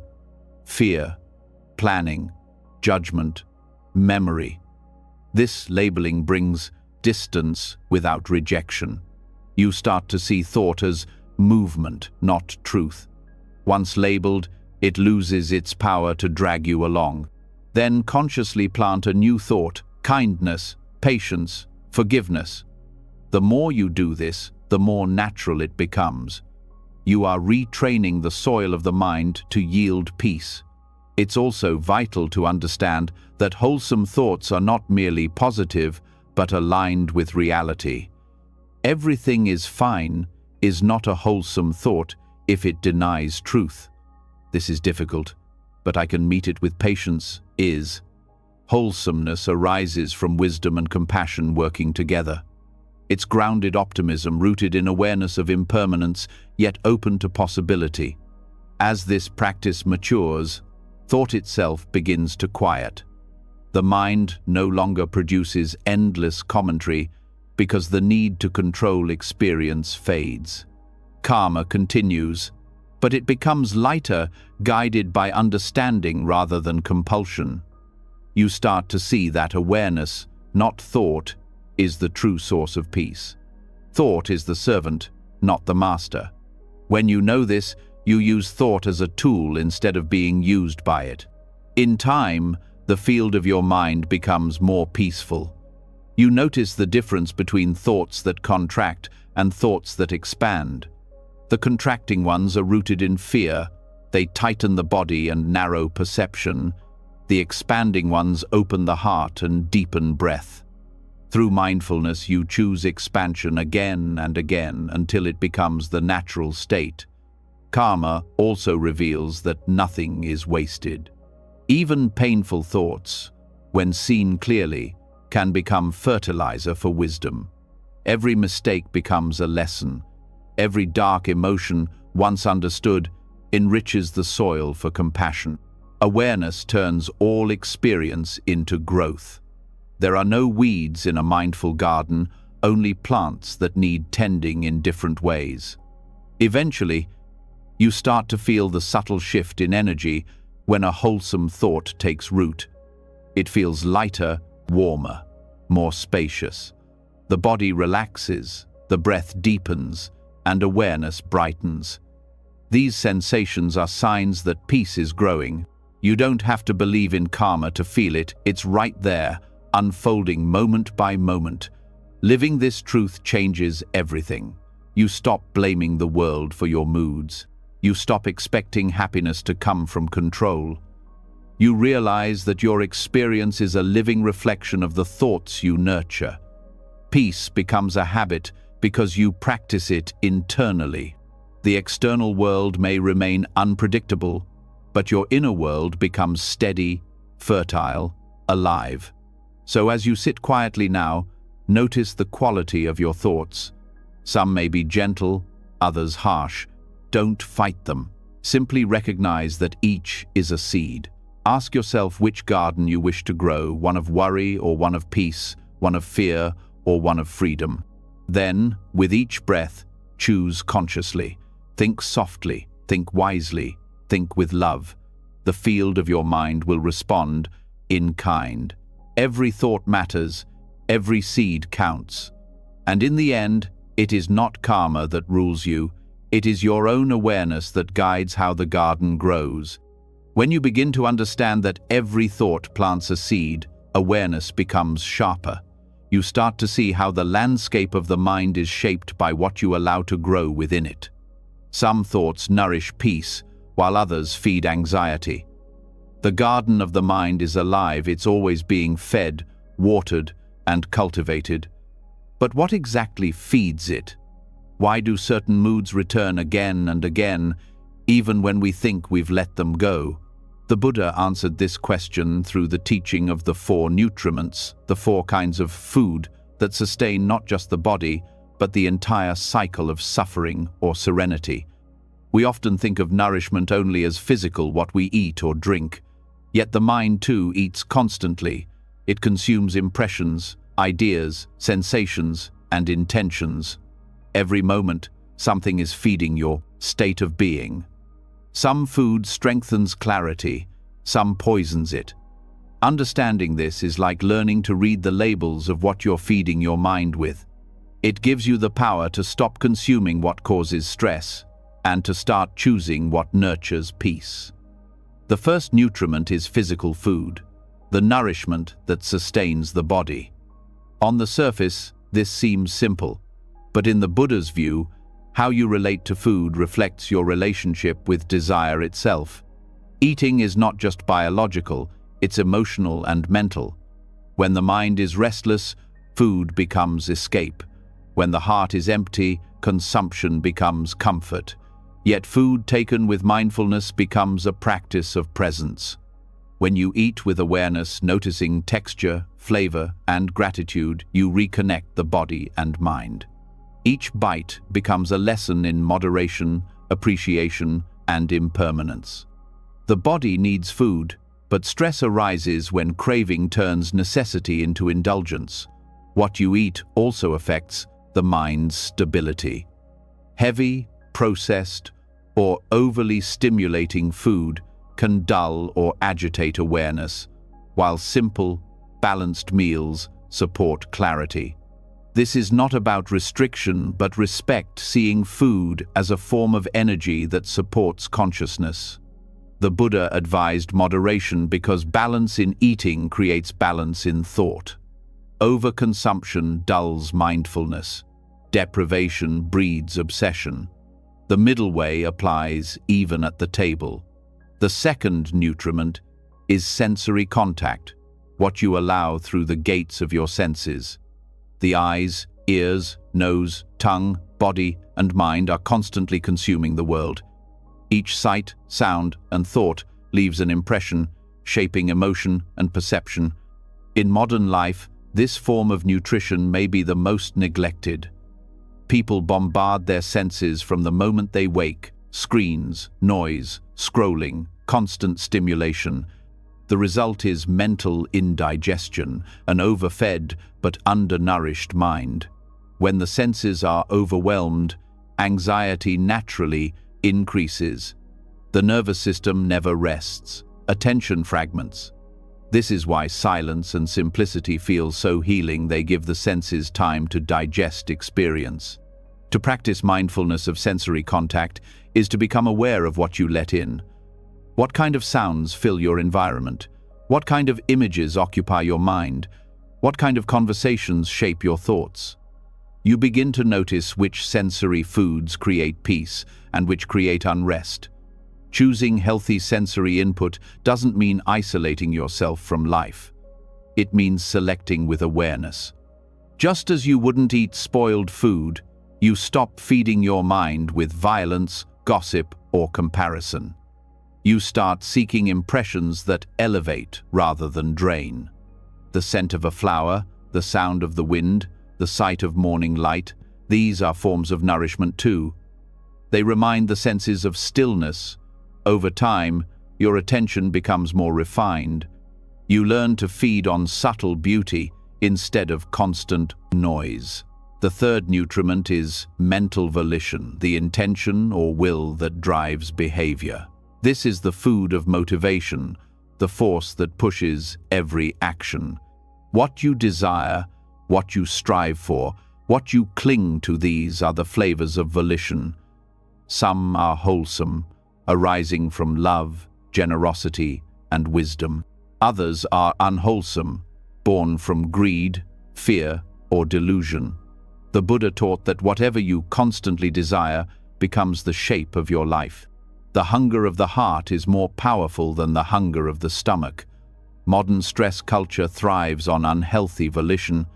Society teaches people to chase endlessly more success, more recognition, more control. This constant striving feeds restlessness.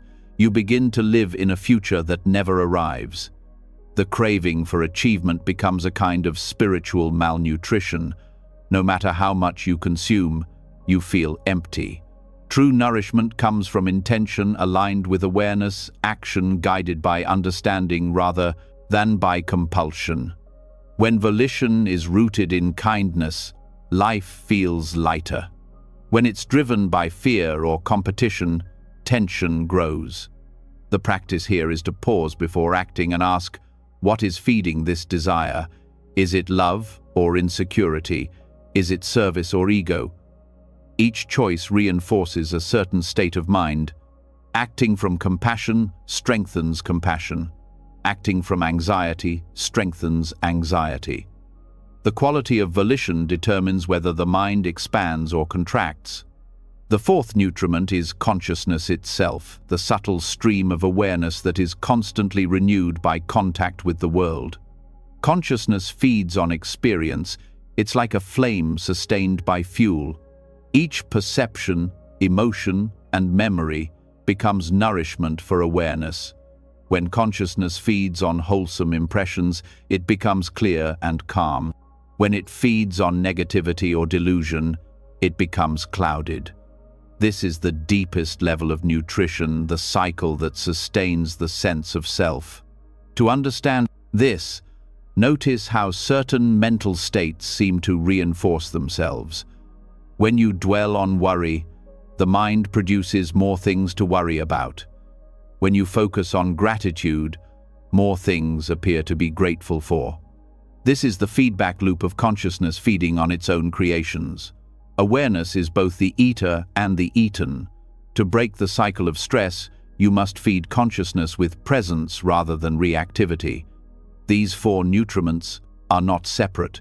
They intertwine constantly. What you eat affects your senses. What your senses take in shapes your volition. What you intend sustains your consciousness.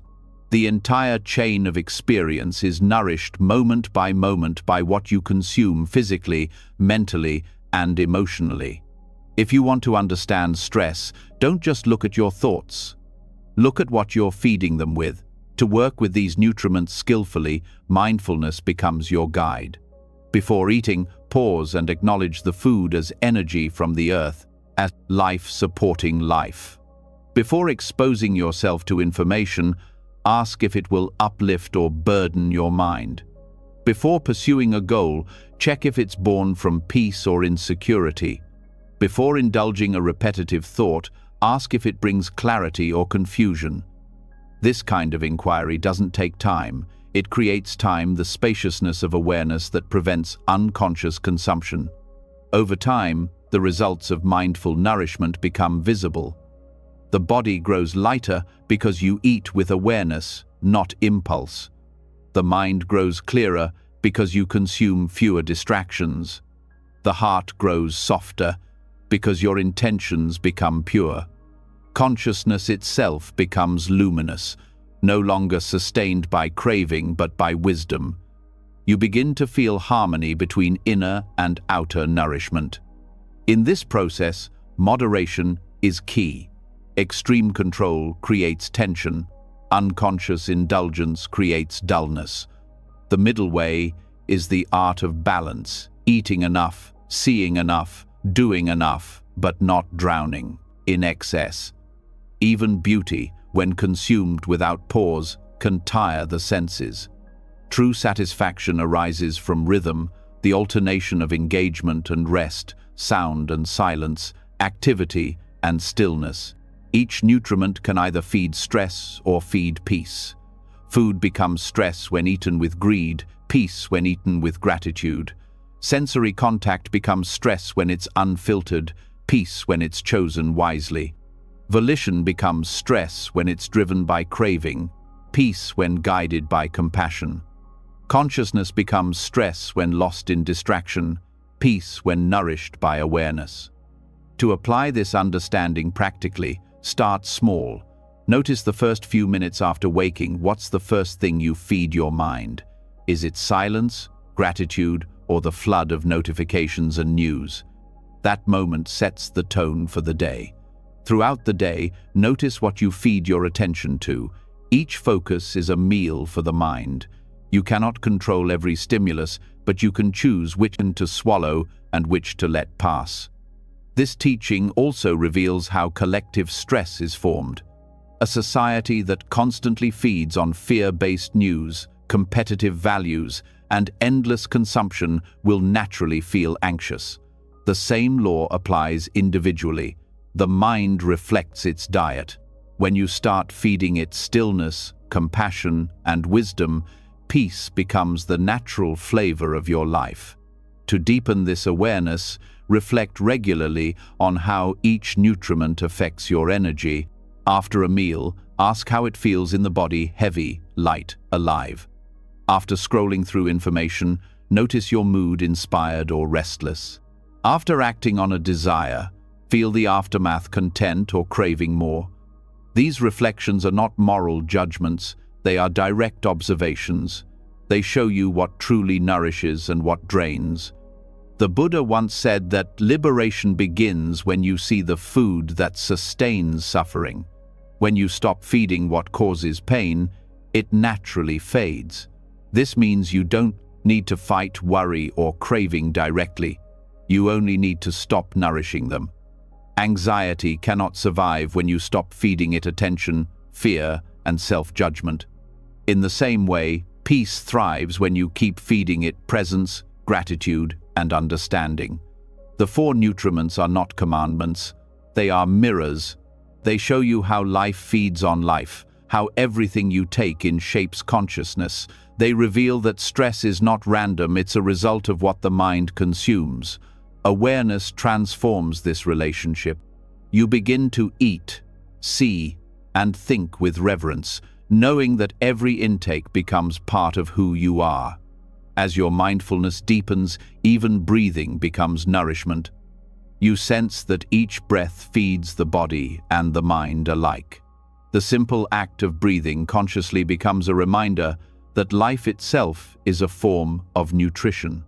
You are constantly being fed by existence, by air, light, sound, and awareness. When you meet this flow with gratitude, life starts to taste different. Eventually, the boundaries between the four nutriments dissolve. Eating becomes meditation, seeing becomes prayer, acting becomes mindfulness. Consciousness itself becomes self-sustaining, feeding on awareness rather than craving. In this state, worry starves. The mind no longer feeds on stress because it no longer needs it. It has learned to draw energy from peace itself. So, as you sit quietly now, take a deep breath and feel the nourishment of that single act. The body receives air. The mind receives calm. Reflect on how everything you take in: food, images, thoughts, intentions, shapes the quality of your being. Choose consciously. Feed what brings clarity. Starve what breeds confusion. When you live with this understanding, every moment becomes a meal shared with life itself. You no longer consume unconsciously, you participate with reverence. The more you feed awareness, the less you crave distraction. The more you feed peace, the weaker stress becomes. This is the essence of the four nutriments, the wisdom of feeding the mind and heart with what truly sustains. When you master this art, worry fades not because you fought it, but because it no longer finds nourishment in you. And what remains is quiet strength, a mind that eats peace, breathes clarity, and lives in harmony with the rhythm of life. When you begin to see that worry feeds on what the mind consumes, a new kind of freedom starts to form. You realize that peace is not something you wait for, it's something you nurture through every choice of attention, every act of awareness. What you feed grows, and what you stop feeding fades. Yet even with this clarity, one last thread of tension often remains: the attachment to how things turn out. You may eat mindfully, think kindly, act wisely, and still find anxiety lingering beneath the surface. Why? Because the mind keeps asking, what will happen? It clings not to the present effort, but to its imagined result. That craving for control, for certainty, is the seed of restlessness. The next step is learning the art of detachment from outcome, acting fully, but without anxiety about where your actions will lead. Detachment does not mean indifference. It does not mean giving up or withdrawing from life. It means giving yourself completely to what you are doing while releasing the obsession with result. The Buddha taught that clinging to results creates suffering because outcomes are never truly ours. We can control intention and effort, but not consequence. The law of cause and effect is vast, shaped by countless conditions beyond our reach. When we try to force it, we fight the flow of reality. But when we act with clarity and let go of the rest, peace arises naturally. Most people act under the illusion that happiness depends on outcomes, on success, approval, recognition, or security. They measure their worth by what happens after the act, not by the quality of the act itself. This creates a life of tension. Every decision becomes a gamble, every effort a test. Detachment frees you from this cage. It shifts your focus from reward to presence, from the fear of failure to the joy of sincere action. To understand this deeply, look at how the mind clings to results in daily life. When you work on a task, you're rarely just working, you're projecting into the future. You think of how others will judge it, whether it will succeed, whether it will secure your place. This projection steals the peace of the present. You lose the richness of the process because your attention is trapped in outcomes you cannot control. Detachment brings you back to now, the only moment where true effectiveness exists. The Buddha often taught that craving and aversion are the twin roots of suffering. Craving is the desire for pleasure or success. Aversion is the fear of pain or failure. Both are forms of attachment to outcome. Detachment breaks both at once by focusing on right effort rather than right result. When you act from understanding instead of desire, every action becomes free of tension.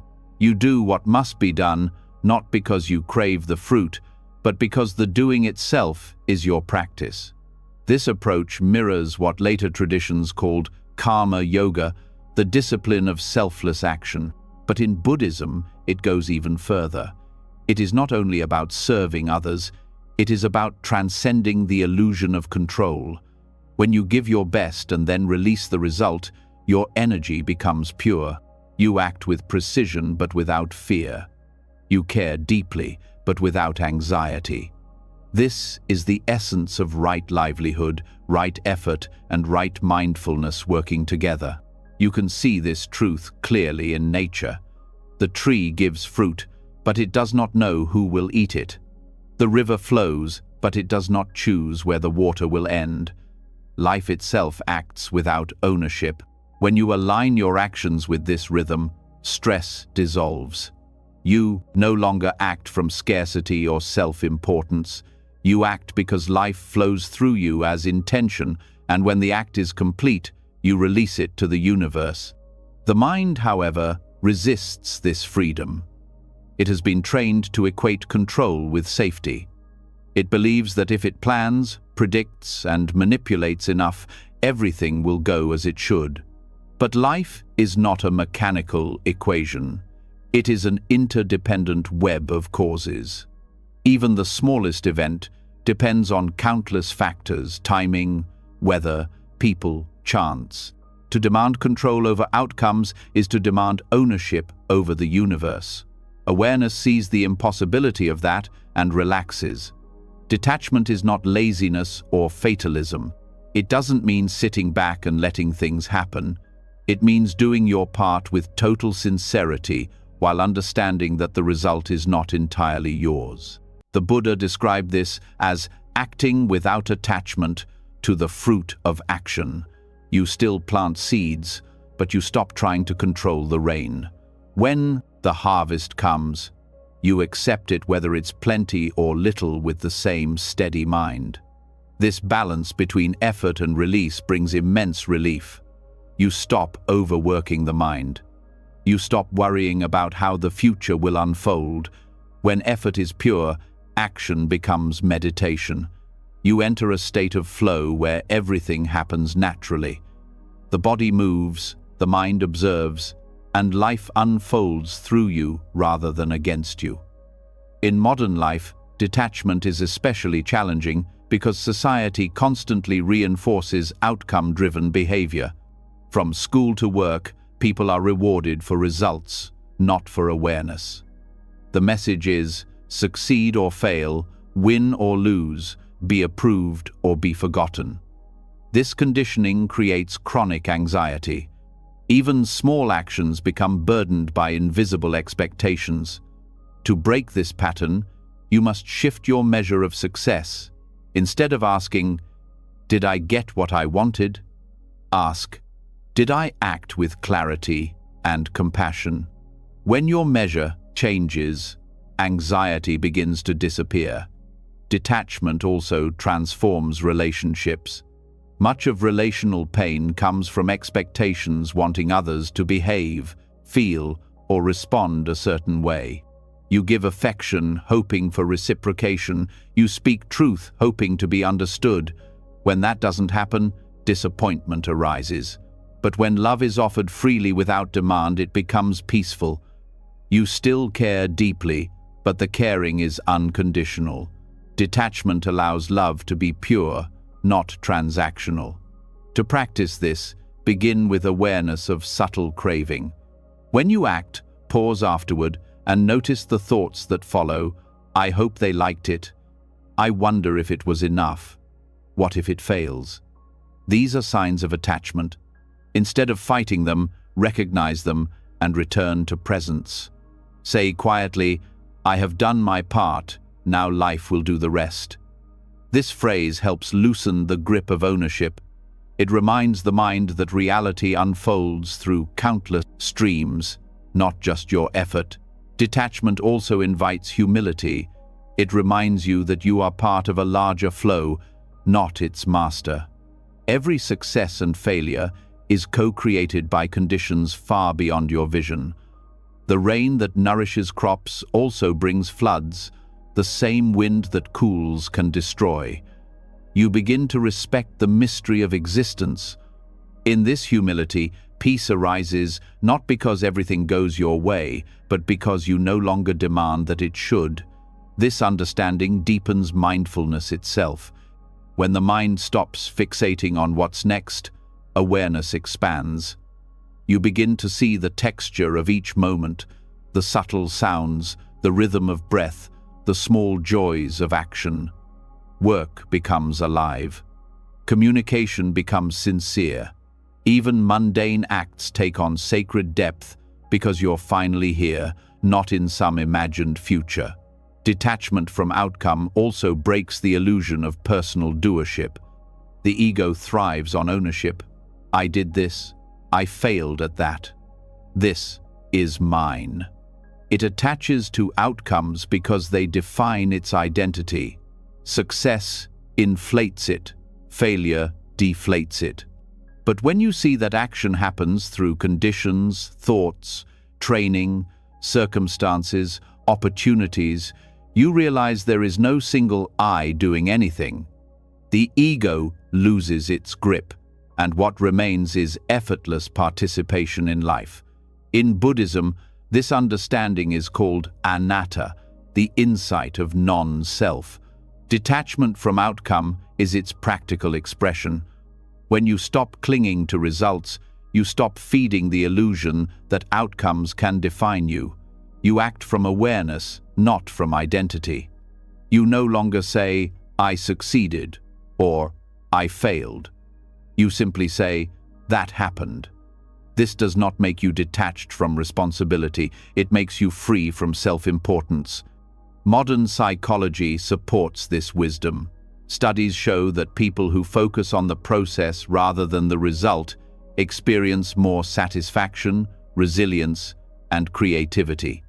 They perform better because they are not clouded by anxiety. This is the same principle the Buddha taught centuries ago. Right action arises naturally from right attention. The mind that is calm performs wisely. The mind that clings performs anxiously. You can test this truth immediately. Take any task, writing an email, cooking, speaking to someone, and do it as fully as you can. When it's done, let it go completely. Don't reanalyze or replay it. Notice how light you feel. That lightness is freedom from attachment. It's the absence of worry that normally follows every act. The more you practice this, the more peaceful you become, even amid uncertainty. Detachment also reveals that failure and success are not opposites but teachers. When you are attached, failure feels devastating. When you are detached, failure becomes information. You see what worked, what didn't, and you move on. The emotional heaviness disappears because identity is not at stake. The same applies to success. It's enjoyed, but not clung to. You remain steady through both, like a mountain unmoved by wind. This equanimity turns life into practice. Every situation, pleasant or unpleasant, becomes an opportunity to deepen awareness. You act, observe, and release. Over time, this rhythm becomes natural. You stop trying to manipulate the flow of events and start dancing with it. Even uncertainty becomes your ally because you trust the intelligence of impermanence.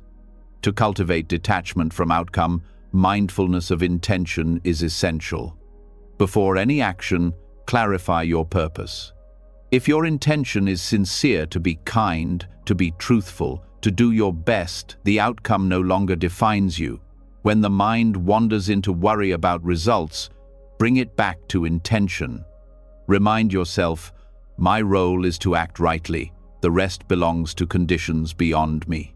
This perspective brings a quiet confidence, not arrogance, but trust in the process of Dharma itself. Detachment also strengthens compassion. When you no longer cling to outcomes, you can help others without needing gratitude or success. You give because giving itself is joy. You support because compassion is its own reward. This selfless action becomes deeply healing for others and for yourself. You stop burning out because your energy no longer depends on validation. As this understanding deepens, even desire transforms. It doesn't vanish. It becomes purified. You still have goals, but they are no longer tied to self-worth. You move toward them with ease, knowing that the journey matters more than the destination. Desire guided by awareness becomes aspiration, not craving. The fire still burns, but it warms instead of consuming.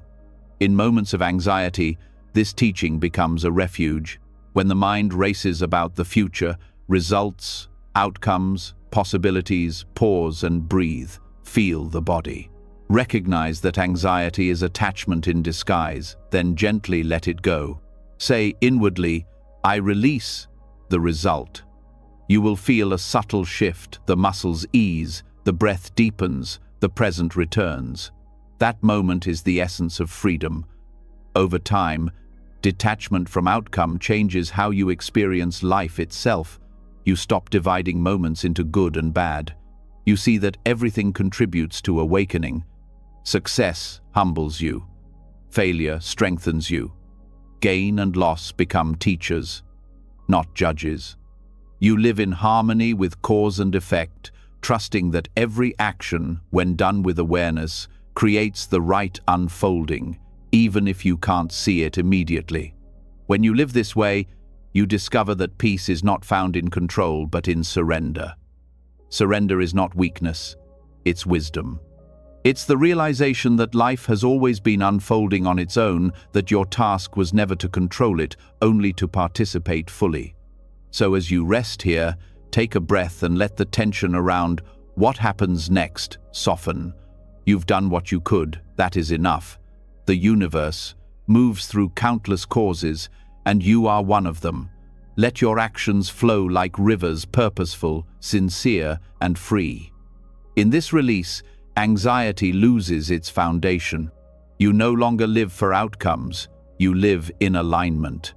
And in alignment, Even ordinary acts shine with peace.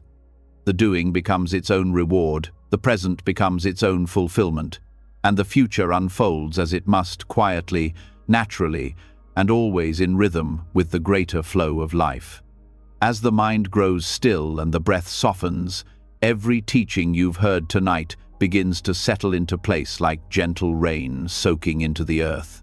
You've walked through the wisdom of awareness, silence, balance, non-identification, compassion, impermanence, and freedom from control. Each one has been a doorway back to what was always waiting beneath the noise piece that does not depend on circumstance. You've learned that stress fades when you stop feeding it, that emotions lose their power when you let them flow, that calm is not the absence of movement but the presence of understanding. You've seen that the mind, once an enemy, can become your greatest ally when treated with patience and love. As you drift towards sleep, let all effort go. Let the breath move on its own. Let awareness rest in itself. The journey doesn't end here, it continues in every choice, every thought, every act of kindness you carry into tomorrow. Because peace isn't something you visit, it's something you practice, moment by moment, breath by breath. If these teachings spoke to you tonight, share your reflection in the comments. What truth touched your heart the most? Your insight may be the light someone else needs. And if you want more guidance to stay calm, grounded, and awake in daily life, subscribe and turn on the bell so you never miss the next step on this path toward peace. Now, close your eyes. Let go of the day. The Dharma has already begun its quiet work within you. Rest easy. You are safe. You are free. And you are home.